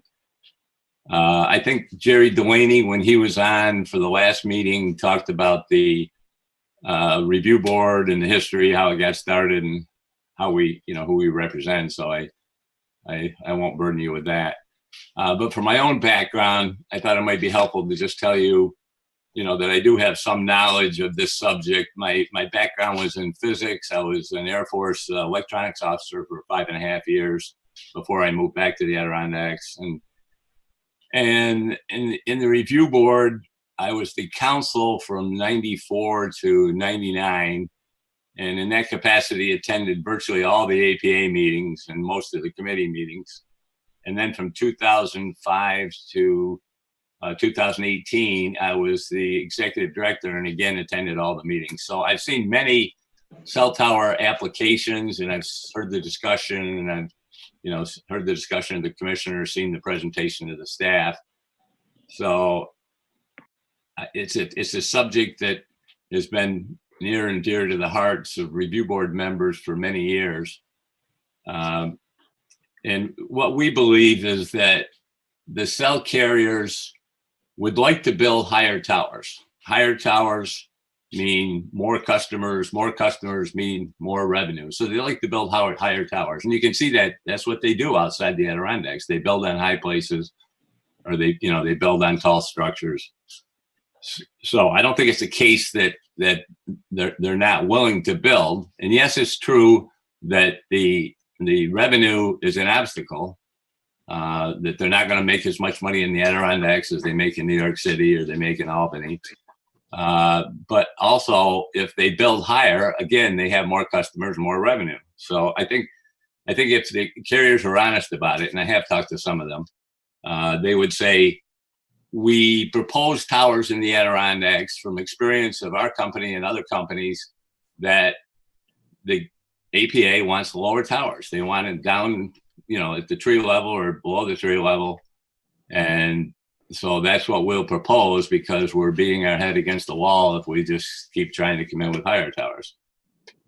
And as local government representatives, I believe that our primary responsibility is the health, safety, and welfare of our residents. And it becomes more and more apparent every year that means having reliable cell communication. We shouldn't be treated like a third world country because we're in the Adirondacks. And I think the majority of residents and visitors wouldn't be offended by somewhat higher towers. We know that the cell and emergency radio are line of sight technology. And when you have line of sight technology, you got to worry about obstructions. So that's the reason that they place their towers outside the Adirondacks above obstructions. The substantial invisibility standard has been around for, I think, about 17 or 18 years. And I think it pretty clearly does reduce the height, and it reduces the range of the cell communications. One thing to note, I think, is that it is a policy only. It's not a law that was passed by the legislature. Our representatives in the legislature didn't get to vote on it. It's not even a regulation that has to go through the state administrative procedures law. It's just a policy that the commissioners at the agency adopted. And it's a policy that they can easily modify. And I think there's many of them that could be convinced that there should be a modification of the policy. There's been a number of commissioners that have proposed this not readily discernible standard. That's part of it's an element of the substantial invisibility standard. So it's not something that's going to be new. Also, a provision, I know you had this in front of you, but a provision about building in the hamlets has also been discussed many times at the agency, and been supported even by representatives who are more known for their environmental policy than friendliness to the economy. That why are we worried about whip antennas on top of the Crown Plaza Hotel when there's so many other visual obstructions and intrusions in Lake Placid? And there's other examples too. So, and then why not allow a somewhat easier standard, a general permit, for example, for towers, whip antennas on water towers, inside church steeples. That's been proposed. At one time, we had discussions with a company that just went around the U.S. Proposing that kind of cell tower.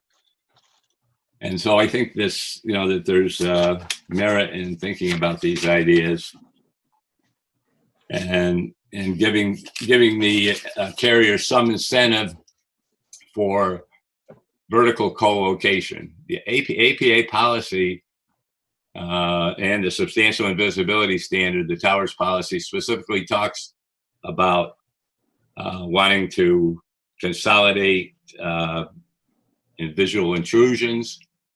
And so they say that they support co-location, but if the towers aren't high enough to allow multiple carriers on the tower, multiple antennas, then what you're going to get is horizontal co-location, which means multiple towers in the same site or close to the same site.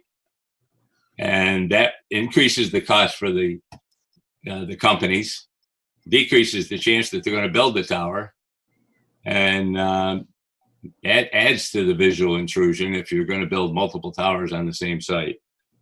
So we think there's many changes that the APA could make that would encourage this. It's something they could easily do. Is it within their power as commissioners? And we think it's a good idea to pursue this. And so thank you for your opportunity to discuss this morning, and be happy to take any questions. Thank you, Fred. Rachel, I know your hand is up, but I think Peter Bauer has joined.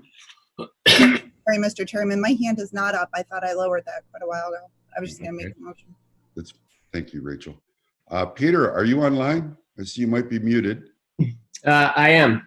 Good morning. Good morning. And Willie had a chance to speak, and Fred Monroe had a chance to speak. So I thought I'd give you a couple of minutes to just kind of talk about this issue to help educate us. Well, bravo. Thank you very much for inviting me to this meeting this morning.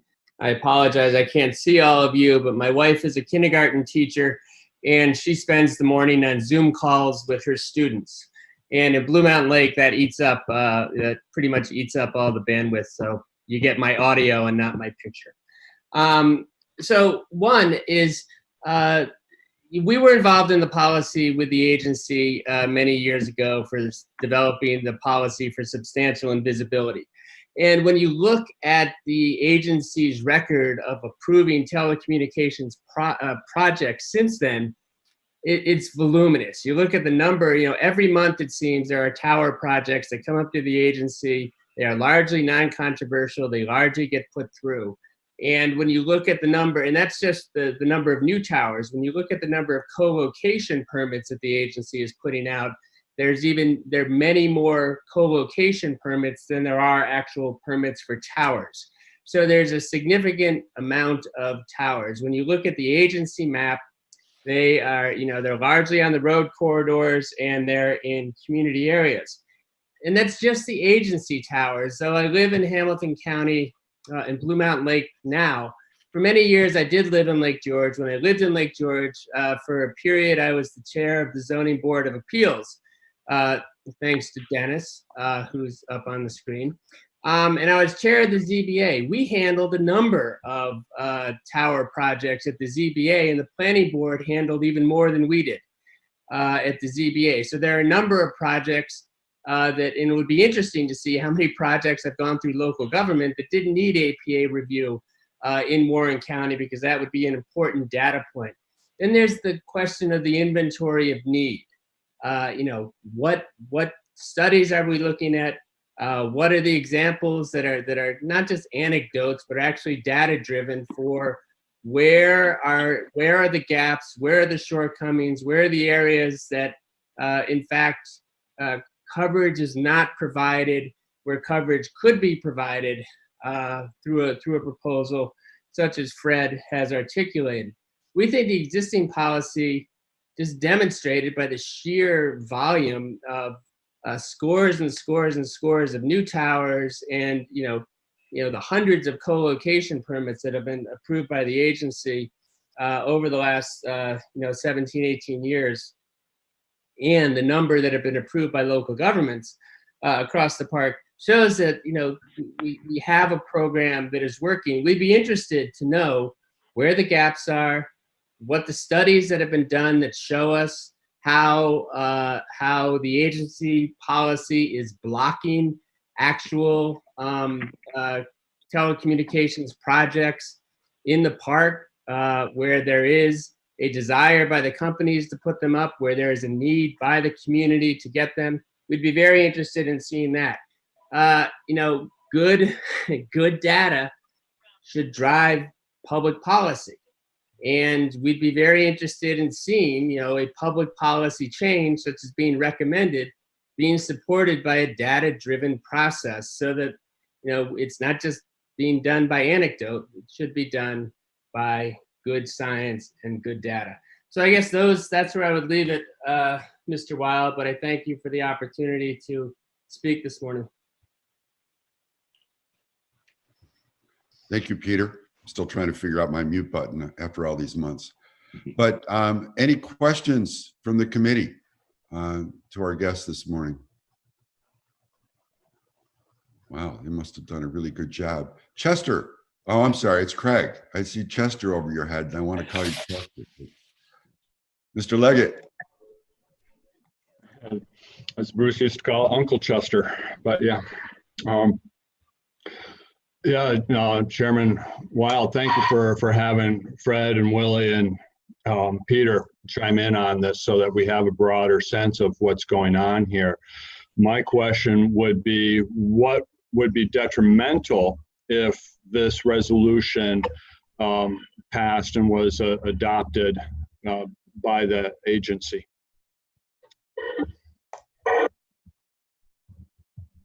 Anyone? Willie?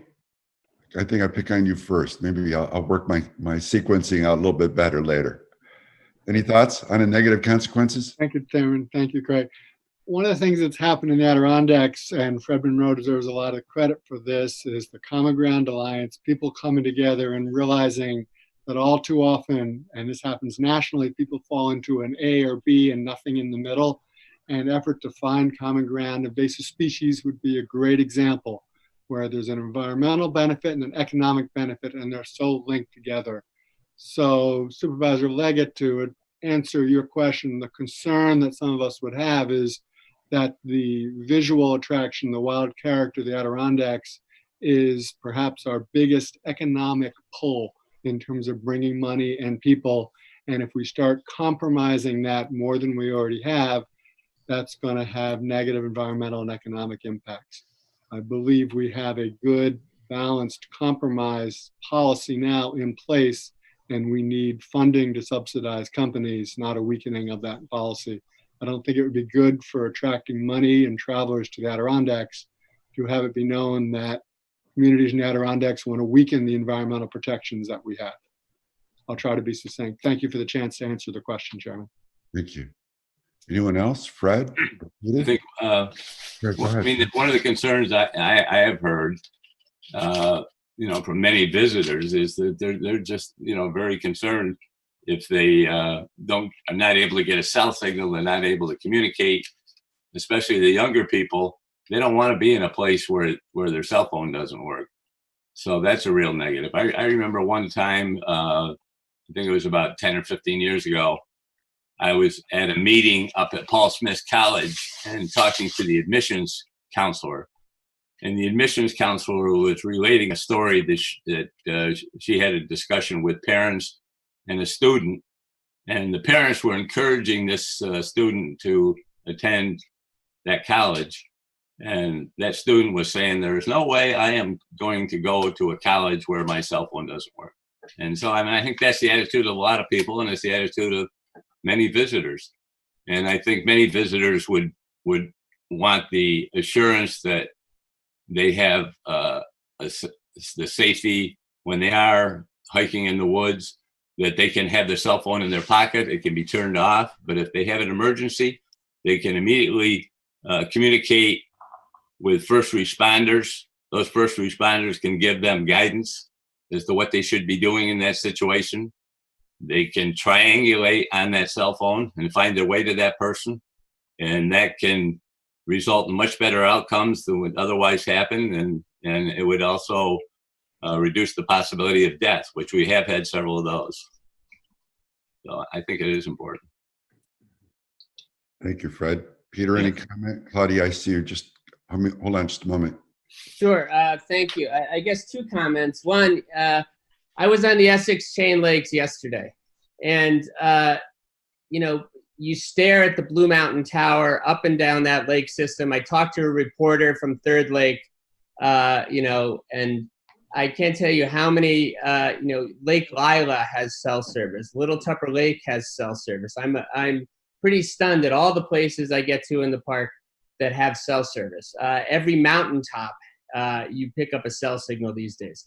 So, you know, things are pretty good. I would be interested, Fred, if you have something beyond anecdotes. You know, it's all well and good about the prospective student at Paul Smith's. It's all well and good about, you know, what you're relaying about cell service providers who build taller towers outside the park. But let's see the data. I think what would be really helpful to this effort is to bring data to the APA that shows that really quantifies and characterizes the challenges and the problems.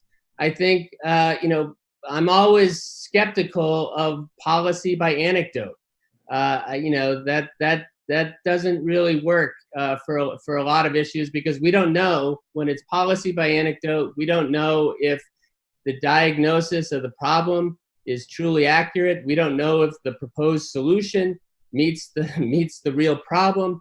So if there's real data, and if Warren County can help to get us real data about what the weaknesses and deficiencies are, so that I don't think any of us are interested in, you know, maintaining the Adirondacks as a place that is impaired economically or puts public safety at risk, if that's the case. Some of you may believe that's the case. I don't believe that's the case. But having good data, I think, would be enormously helpful. Thank you. You mentioned that you were in the Essex chain yesterday. I was also, and I was at the Polaris Club, and there's no cell signal there. So maybe it's over in the lakes themselves, but it's not on the other side of the river. And you know, I mean, I agree with you. It would be best to have data, but we in the review board have attempted to get maps from the carriers, and they're quite jealous of what their service range is, and so it's hard to get those maps. That would be ideal, but it's not really difficult to get hard data as to where you have service and where you don't. All you need is that all the phones from the carriers that provide service, and you drive around and see where you get the signal and where you don't. And many of us that travel around the Adirondacks, we know where you don't get service when you're on the roads, and those who hike know where you don't get service when you're in the woods. So yes, that could be documented. Yeah, it would be helpful. But I think the anecdotes are enough to know that we got a problem. Supervisor Bramer.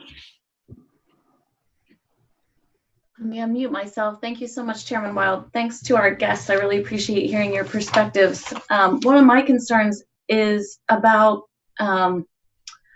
Monroe said that the substantially invisible policy has been in place for 17 or 18 years, and we have heard that there have been numerous cell towers approved.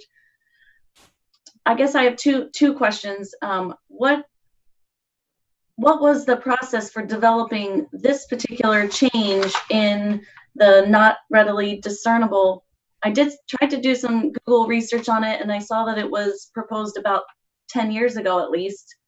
And I know that since then, the FCC has, maybe not approved is the right word, but sort of given the blessing to APA's current policy. So is this, I feel like this is taking us backwards, and I don't feel like the Adirondack Park necessarily needs higher towers. We have very mountainous terrain.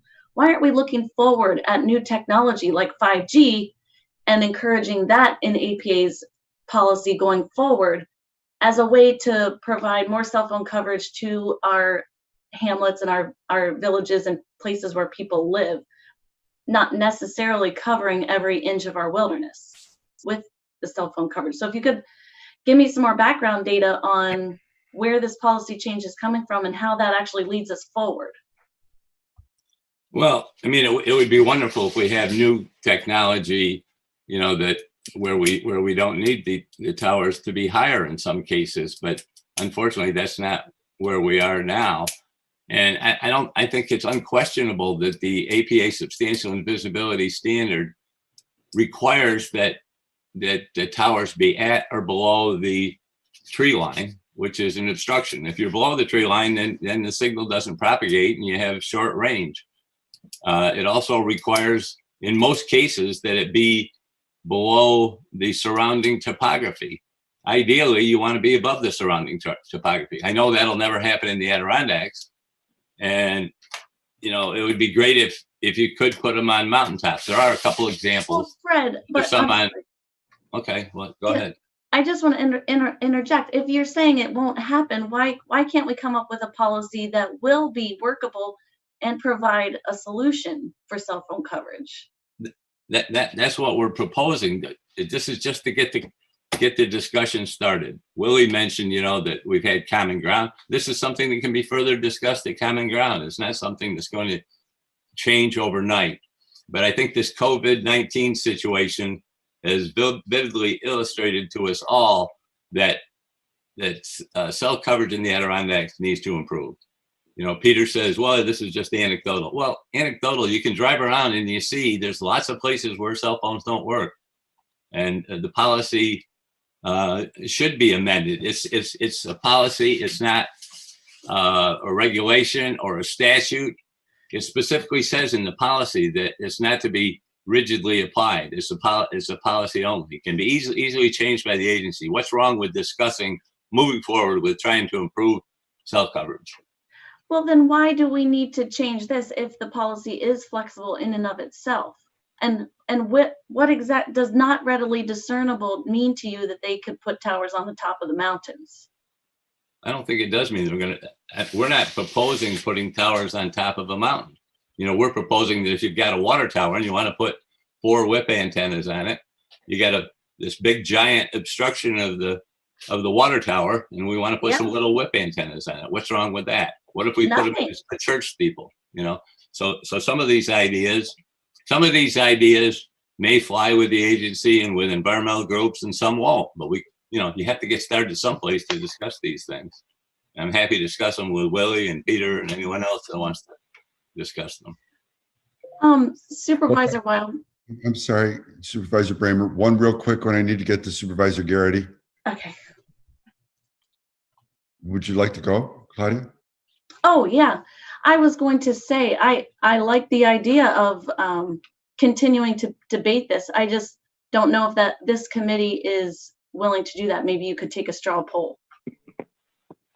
Let's move over to Supervisor Garrity first. Yeah, my first thing is, you know, I will ask Peter, with all the hundreds of towers they've approved or whatever amount of towers, I'm wondering how effective they are, because there's still gaps in cell coverage in the APA. That's number one. We do have a map of the gaps, and we have redrawn the maps several times. And for me, it's key that we get the gaps covered. And to Willie thanking the state, well, in 2016, when we were at the local government day, the state stood up, and like they have for every year, and says, you're all going to have cell coverage. That's since 2016. So yeah, I thank the state for what we got, but we're not there yet. And now we're in 2020. We had kids that had to be taken places to learn like other kids, long distance learning. I think it's time to stop talking about it and do something about it. Now, I watched a roundtable on Channel 10 just last week, and even Congressman Tomko said broadband and cell coverage is not adequate. in this area. So, you know, with all these towers they're putting up, how effective have they been? Obviously not too effective in our area, and I'm just talking about Warren County. I'm not talking about the Essex chain of lakes. I'm talking about Warren County. I'm talking about gaps in the town of Warrensburg, gaps in the town of Thurman, and gaps in Stony Creek. Thank you, Kevin. Supervisor Simpson. Thank you, Mr. Chairman. You know, a couple of things were said that, you know, the goal is to cover every inch of the Arrowhead Park. That is not true. That is absolutely not what's going on here. What's going on here is I've got residents in the town of Warwick, and I've got teachers and I've got doctors that have reached out to me. They're unable to even secure hard lines effectively in large sections in my community. I have teachers that come to my town hall to use my Wi-Fi because their current infrastructure is inadequate. There's a public safety issue. I've heard from dispatchers that their job has been complicated by many dropped calls. This is a huge public safety issue, and it's really important to our communities. We're not talking about covering the wilderness. We're talking about our communities, the people that we represent, that we have an obligation to provide, to support infrastructure that supports their sustainability. Thank you. Thank you, Matt. Supervisor Sieber. Thank you, Mr. Chairman. I just wanted to say, I think perhaps Chairman Wild, you're getting less questions this time because of the type of work that has already been put into it for several years, not just by this board, but by boards prior. And I think prior supervisor Fred Monroe really speaks to the issue given his legislative background, but the issue that you have to start somewhere. We're the first county that goes into the park. It's something that definitely was advocated for, not just this time at the National Advocacy Conference or Association of Counties, but prior to this last time where Supervisor Beatty and I both went and spoke about the issue. But you know, we have a president of the AATV here on our board. We continue to listen to our college president who just spoke to us last week about the problems with connectivity and that digital divide. And I think that while all due respect to the gentleman who talked about policy by anecdote, but in fact, that is how policy will get started. Those personal real life experiences are ones that as leaders and legislators in our districts, we need to be paying attention to and listening to, and then moving it forward to find that solution. So frankly, I think this discussion has been long overdue. I think the recommendations are something that becomes a starting point. And, you know, if it's not going to be us, and perhaps I'm stealing a quote from Supervisor Conover, who's maybe on the line somewhere, but, you know, if not now, then when? And I think it's important that we continue to put this in the forefront of our discussions, but encourage every other county around us to be talking about it as well. So I would say those anecdotes are incredibly important as we start to look at experiences that involve online learning, which it's just not going to go away.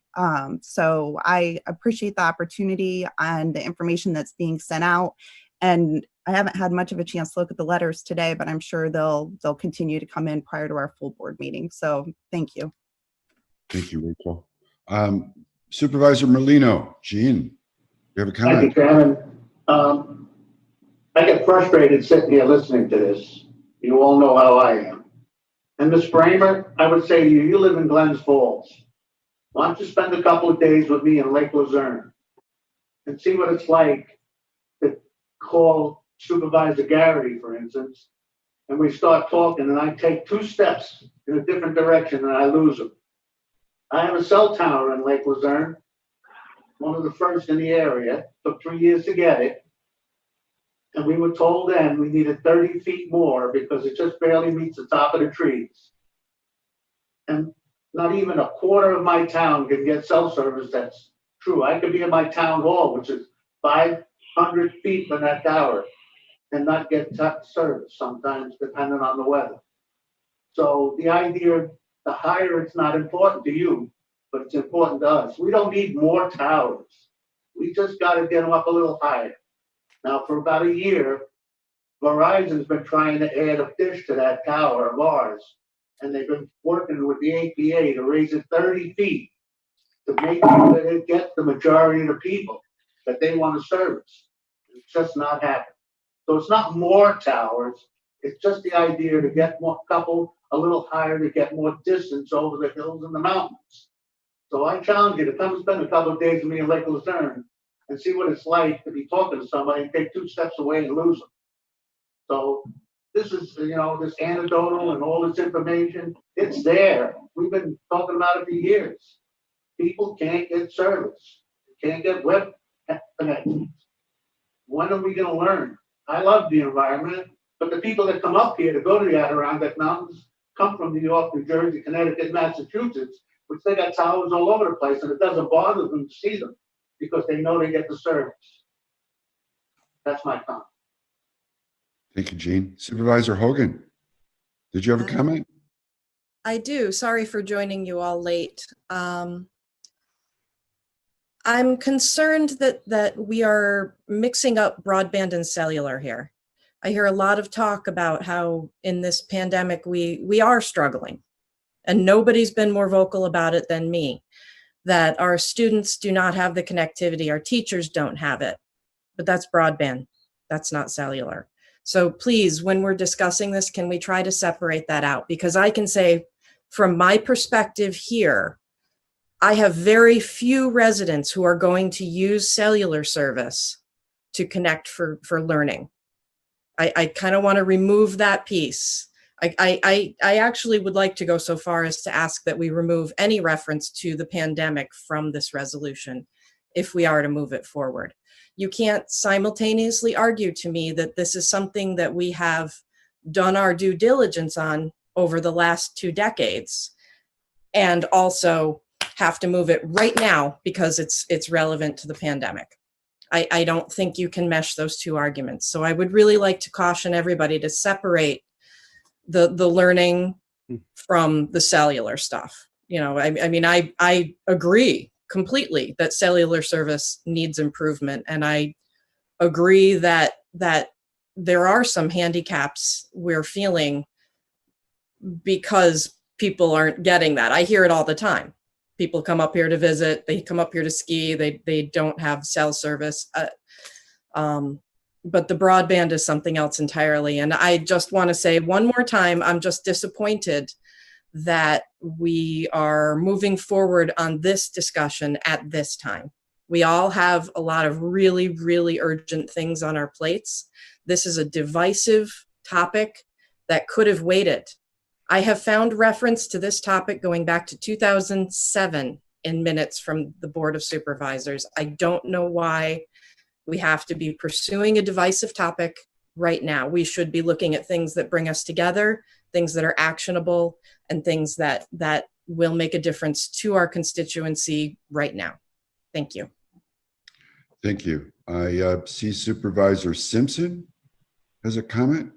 Thank you, Mr. Chairman. I just want to clarify that cellular can be used in the place of where you can't lay fiber. I've had a wireless company look at a project in the town of Horicon, and it can be served by cellular. iPads actually function off of a cellular component. They have a cell phone number. Those tablets, you can Zoom meetings, you can do long distance learning, and you can also do telemed. I've spoken to doctors and they've told me what they need. And they need this infrastructure.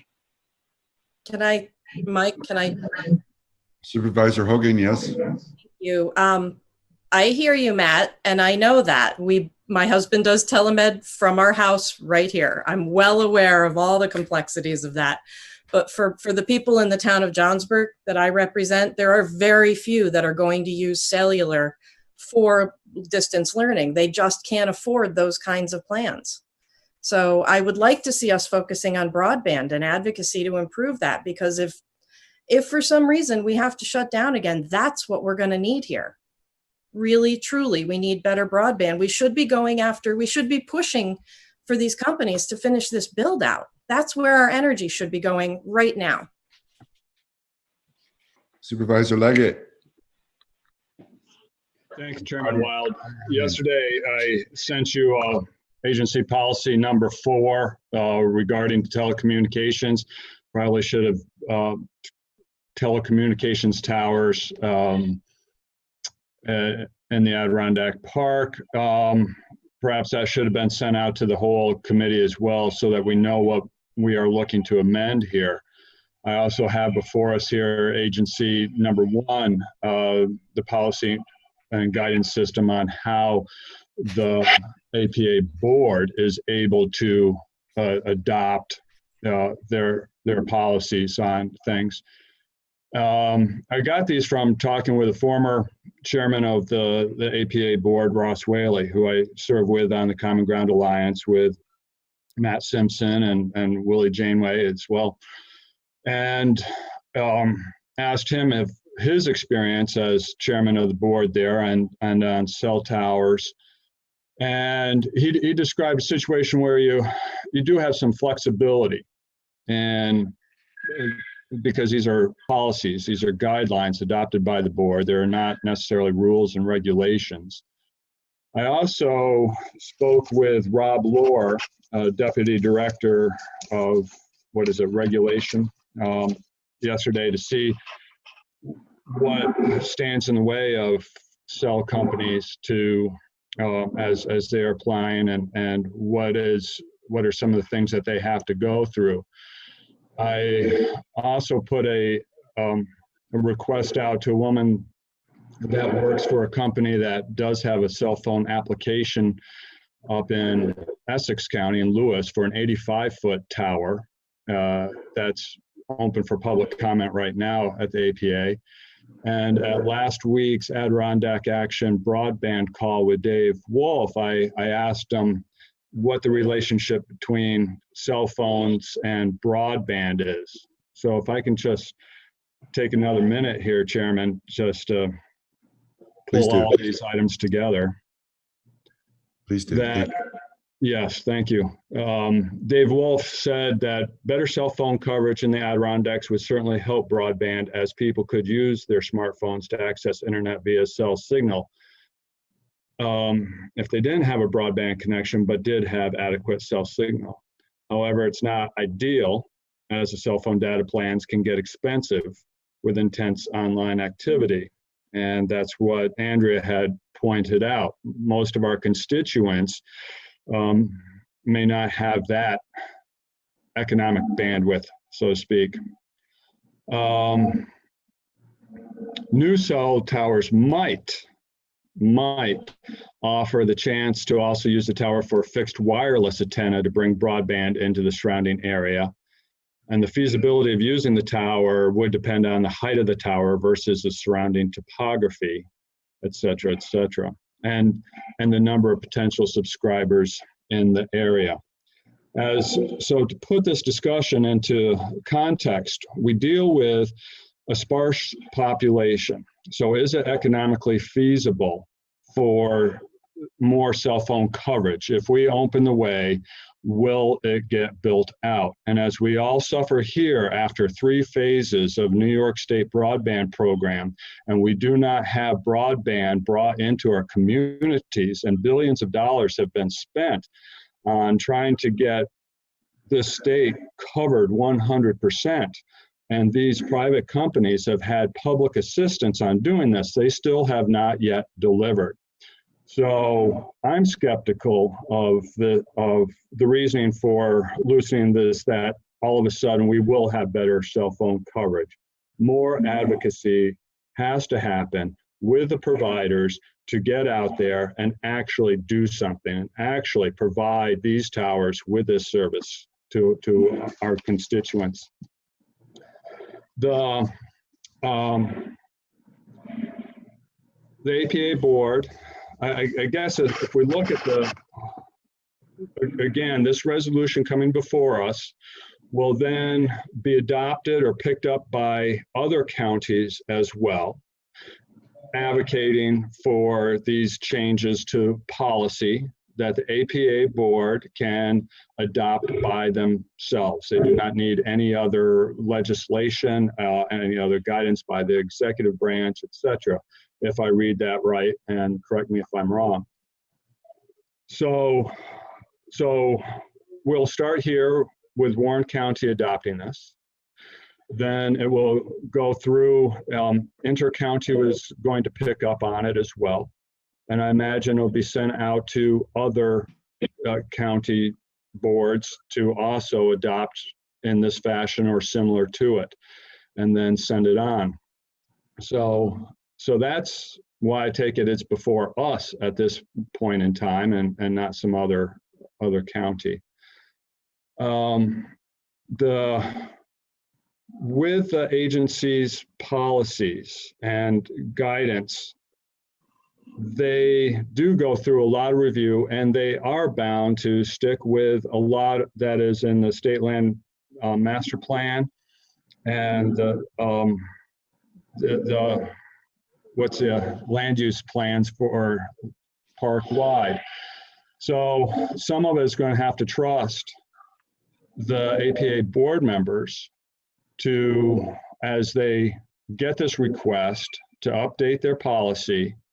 And if it does get updated, and I bet it would be with a little bit of change, if it were, it would be with some change, that they would still implement it with the best interest of the Adirondack Park Act in mind. Thank you. Thank you. Thank you, Craig. By my clock, we have 24 minutes, so I will take a few more comments, and please be brief. Supervisor Bramer. Thanks, Chairman Wild. I'll be pretty brief. I just wanted to remind everyone that Supervisor Hogan did send out a lengthy email with many questions that I have not heard the answers to. My questions have not been answered, and I would like to know if the committee is willing to work on the language of this resolution to make it a unified message coming out of Warren County, or if this is something we're just going to pass through today. Thank you. You're welcome. Would you like to make a motion? I would also like to say that, you know, another avenue that we could be pursuing is the county investing in infrastructure. I haven't heard anything about that. I haven't heard us talking about it. And frankly, we probably don't have the money to do it, but if we want more cell phone towers, we could be doing that too. Thank you. Any other questions or comments from the committee or other supervisors that are on the line? Supervisor McGowan. Thank you. Good morning. Bradley. That's Short, a great idea. I just have a quick question. You know, a lot of the problem is getting the state to approve our cell towers. So, I mean, even if we had the money, Supervisor Brazier, that you know, it's getting the approval to put them in there. I did take a trip through the Adirondacks Sunday on the bike, really all the way from here, all the way up through Saranac, Lake Placid, Tupper Lake, Saranac Lake, and back down. And, you know, I don't, this is the way of the future, and why we can't do broadband and cellular, you know, for both parties, because there's a surcharges that comes out in all our cable bills and our phone bills. And where does all this money go that we're getting all these surcharges for? And I thought long ago it was for the infrastructure, and especially in places where they don't make the money. And really, unfortunately, it gets down to the almighty dollar. Well, we're not making any money, but for the safety of everything, I think we really needed to pursue this. And, you know, and what's wrong with a little tower every now and then up on the, once they're up in there, you won't see them. You know, after a while, they just become, you know, and it helps everybody. So I really think we need to pursue this. Thank you, Brad. Any other questions, comments? Peter Bauer, I just saw something pop up. Thank you. I was just going to say, looking at the agency's list of projects approved last year, there were 3 in Warren County in 2019, 1 new tower in Stony Creek, 2 co-location projects, Hague and Lake Luzerne. That's only 2019. The agency has an because this has been a controversial project, the agency has an inventory on their website of all the projects they've been involved in over the years. You know, speaking for Protect the Adirondacks, we'd be very interested in working with whatever forum the county chooses to move ahead on identifying where the gaps and shortcomings are. You know, we'd be interested in something more than, you know, can you hear me now kind of study. We actually did that when the whole issue around the tree at Pilot Knob. We did a study where we went every 1/10 of a mile on the roads in question during the APA adjudicatory hearing with the cell technology as it existed with the different programs. And at the adjudicatory hearing, we were told that type of study was not acceptable. So be that as it may, but you know, if we can get the data, if we can put together a program, I agree with Supervisor Hogan. Broadband is really the key factor for Adirondack communities and economic development. And, you know, I've been following these issues for years, intervened where necessary, advocated over the years for greater broadband coverage in the park. There are still communities where the broadband cable runs right through the community and no one is able to hook up yet. And that's frustrating. In Blue Mountain, we saw the cable hung on the poles for, you know, almost 2 years before anybody could hook up. So that's a reality for these issues. But we're happy to work, energetic to work with the county on moving these issues ahead. But let's try and do it with good data and good science. Thank you. Thank you. Any other questions? I think we have time for one more. Chairman Thomas.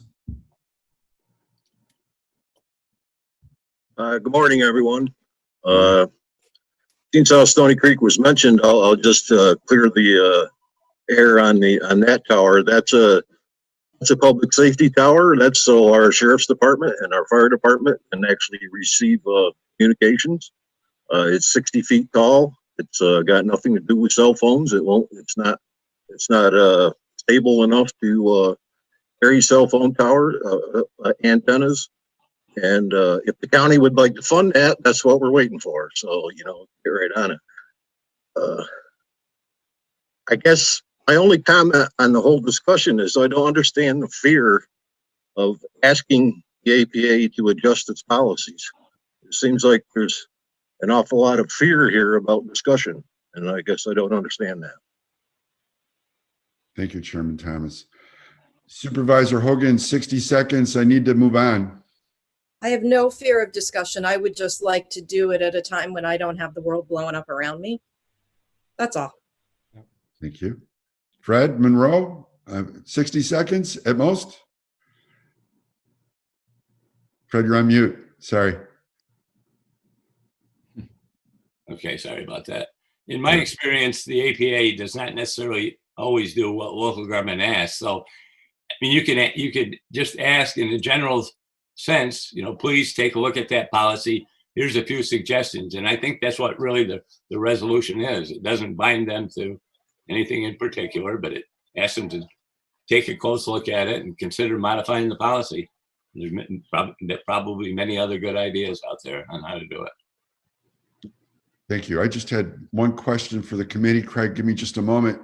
But as I'm thinking about this resolution and I'm thinking it may pass based on the comments that I'm hearing, do we need to put a thank you and recognize progress in this resolution? Any thoughts from the board, committee? Supervisor Leggett? Thank you. Well, that ties into one request I had, if we could strike the last whereas in the proposed resolution of whereas APA's current tower policy is negatively affecting public safety, education, and economy. I don't think that needs to be in there to promote this idea. It could be then replaced with thanks for all you've done. Would you like to make that motion, Craig? I think it was Rachel and you that had this. No, I didn't bring it to the floor. Somebody else brought it to the floor. Rachel. I brought it to the floor, Mike. I'm sorry? I said I brought it to the floor. Dennis? Yes. Are you agreeable with that? Rachel, I think you were second on that. Am I true? I was a second on it. I don't want to jump ahead of Supervisor Dickinson and Craig, with all due respect, you know, if you want to add a thank you at the end, but I'm not comfortable with removing that last whereas. I think it's an important point, and you know, we've taken some time to look at the resolution and the 6 points in front of us, and I think the county attorney's office did an excellent job in drafting that resolution. So we have a motion and a second on the floor, and when discussion is done, I'm happy to vote on it. I don't know how Supervisor Dickinson feels, so I'm just a second. I'm with you, Rachel. So Andrea, I think you'll be the last because I do need to move on to another resolution and an opportunity that's in front of the committee. So Andrea, go ahead. I would like to request removal of all language that references COVID-19 and the pandemic. What does the committee feel about that? Can I show of hands that would agree with Supervisor Hogan? I see one. What about, I see two that agree. Those that want to leave the COVID reference in, show of hands. I don't see any. Wait, two. What's your proposal, Michael? The Supervisor Hogan mentioned she'd like to have any reference to COVID-19 stricken from the resolution. No. As is. I'm a no as well. I think that's 3 is no. So I'm going to call a question. Are those in favor of moving this resolution to the full board? Can you please say aye or raise your hand? And Amanda, some help on this? Aye. I see 1, 2, 3, 4, Mr. Diamond and Mr. McDevitt are both voting in favor. 5, 6, and against? Show of hands. Against. I see against. I see 3 on the screen. So Sorry, can you just clarify who was against that? I didn't catch it here. yeah, Supervisor Bramer, Hogan, and Supervisor McGowan, you're against this also? No. Are you against this or for this, Brad? 4. 4. Thank you. We have 2. 2 that are against. Supervisor Hogan, Supervisor Bramer. And that resolution passes. We'll send it on to the board. Thank you, everyone. And we have a few more minutes. Wayne has an opportunity for us. I think there's an extension to the grant. Wayne, would you like to inform the committee briefly? Sure.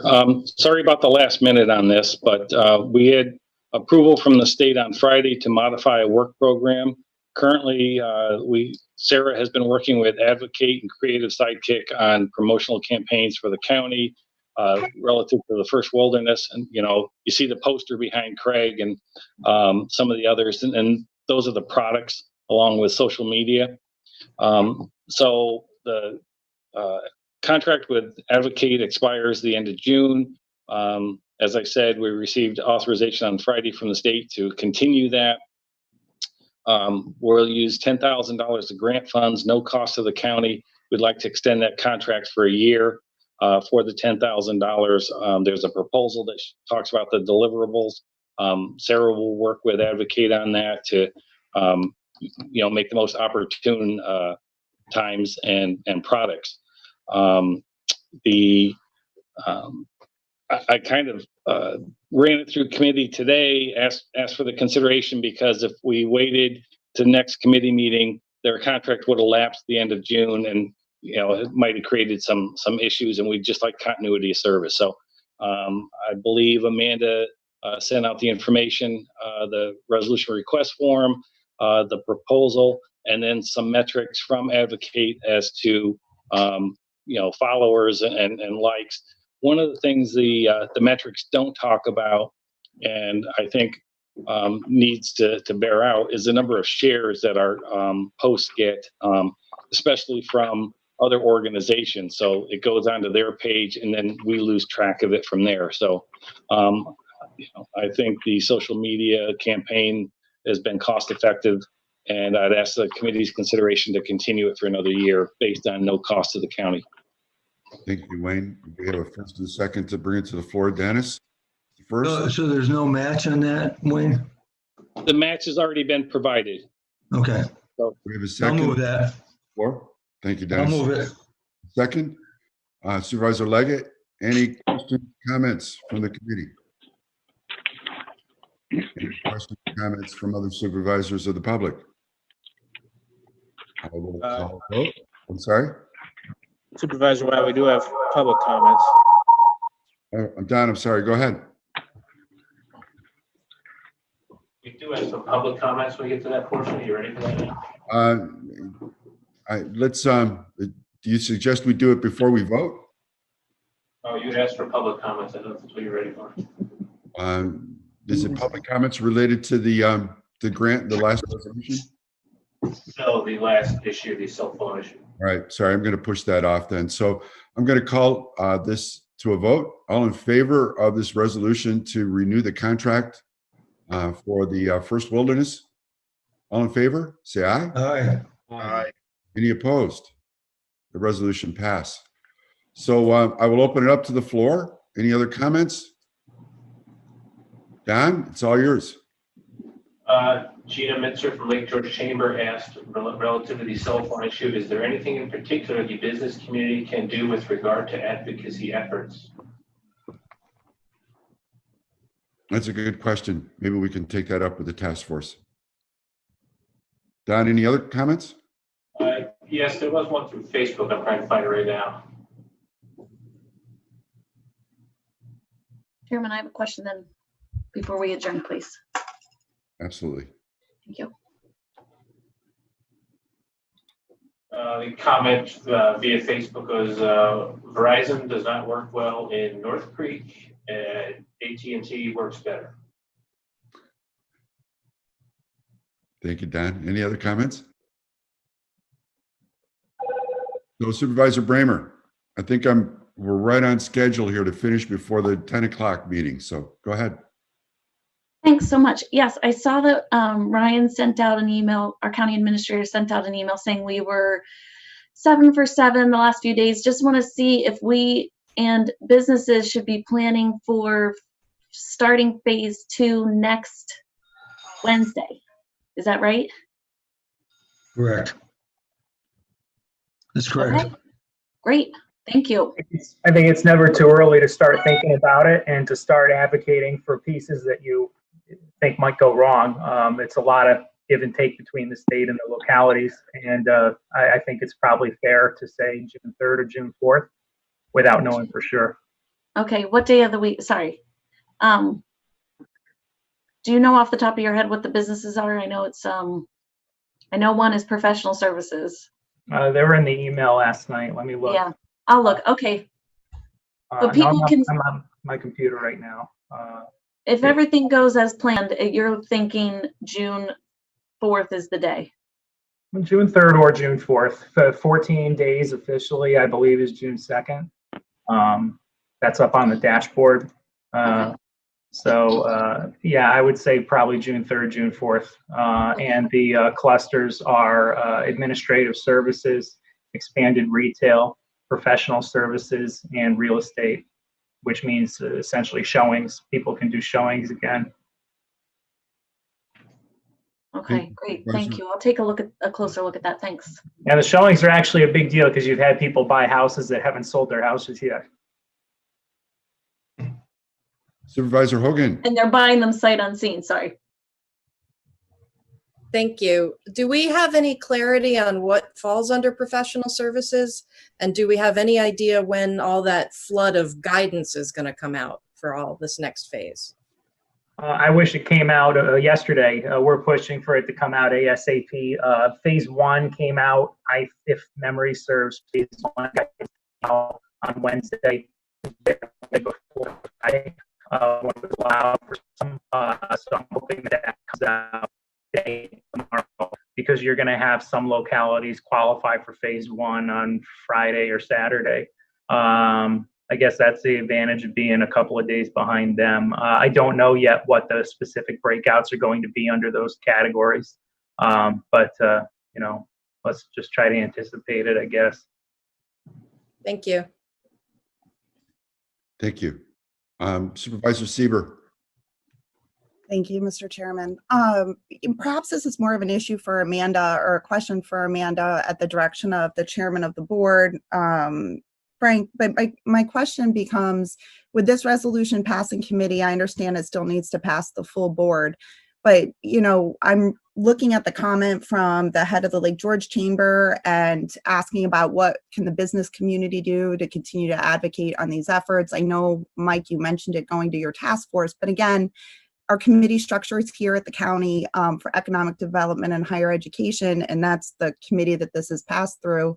Is there a way that we can notify agencies like Intercounty, which I believe Kevin Garrity has been organizing for tomorrow online, but perhaps for a future meeting where so many counties come together to talk about these issues, that we could send a copy of the resolution to, along with whether it be the APA, NISAC, our assembly and senator, our congressional representatives, and AATV. I just think that something like this is certainly going to be looked at from other boards and other counties, and it would be incredibly helpful for them to also see it. So I guess I'm looking for a little clarification, and maybe it comes from Frank or Ryan or Amanda, I'm not quite sure how that happens. I recall just recently we put something through committee and it didn't go through the full board, and we sent a letter on, I think it was a couple letters that Frank drafted. So I'm unclear to the procedures, whether it needs to go to the full board or it can just come out of committee now to move that along during this time. Thank you. This is Amanda. Normally, the way this works is in the resolution, there would be a final resolve paragraph that would dictate who I'm to send the resolution to. This resolution that I'm looking at doesn't give any advisement who it should be sent to. We would automatically send it to the APA because that's who the resolution is directed towards. But as far as I can see on this resolution, that would be the only distribution we would do. Can I make an amendment or a proposed amendment then to it if Supervisor Dickinson would be agreeable that no? I'm seeing Craig shake his head no. No, we've. Well, how does it work then? So every time we go to send a resolution on from the board, if it doesn't state it in it, we don't send it? Is that how it works? Supervisor Leggett. Thank you. We voted on it. If there's to be amendments, let's do it at the board meeting. I think we're pushing the issue a little if we're to send it out before the board meeting. It's not passed by the full board yet. Okay, well then I just want to make sure we stick to that rule for every resolution that comes before committees, because frequently we have been sending letters out of committee, and maybe that's something we need to look at a board policy on, because it has been happening, Craig. I mean, put this issue aside, I think we need to be consistent. So we are at 9:57, 9:58. I will take one more comment, Supervisor Bramer, but I'm stickler to trying to make sure that I don't, any following committee, have to start late because of me. So if you have a brief comment. No, I'll refrain. Thank you. Thank you. So any other business to come before the committee today? Move to adjourn, Mike. Thank you. Second. Meeting is adjourned. Thank you all for your help and attendance this morning. Have a great day. Associates of Glens Falls and Loomis & Lipan Insurance. Since 1852, they have been assisting both businesses and individuals across the country secure the most comprehensive insurance products available. Associates of Glens Falls and Loomis & Lipan are one of New York's largest independently owned insurance agencies. Public affairs programming on Look TV is underwritten by the generous support of Pinnell's Restaurant, classic Italian American food since 1922, and Stored Tech, technology solutions for computers, networks, and phone. Stored Tech, your technology, our passion. 1922, Babe Ruth debuts with the Yankees. WGY signs on air. Exterminator wins the Saratoga Cup, and Pinnell's Restaurant opens its doors for the very first time. For 5 generations, Pinnell's has been preparing delicious Italian food, served in a comfortable, home-like setting where everyone is welcomed. 90 years of authentic Italian recipes, 90 years of the freshest ingredients, and 90 years of the finest classic Italian dishes, all made daily by hand. Pinnell's Italian Restaurant, a Saratoga dining tradition since 1922. Most cybersecurity firms deal only with prevention, the systems that block hackers and viruses. Stored Tech knows the root cause is actually good people doing bad things. So we offer a security training program which includes certifying all participants to show they understand the basics. Technology solutions for computers, networks, and phones. Stored Tech, your technology, our passion.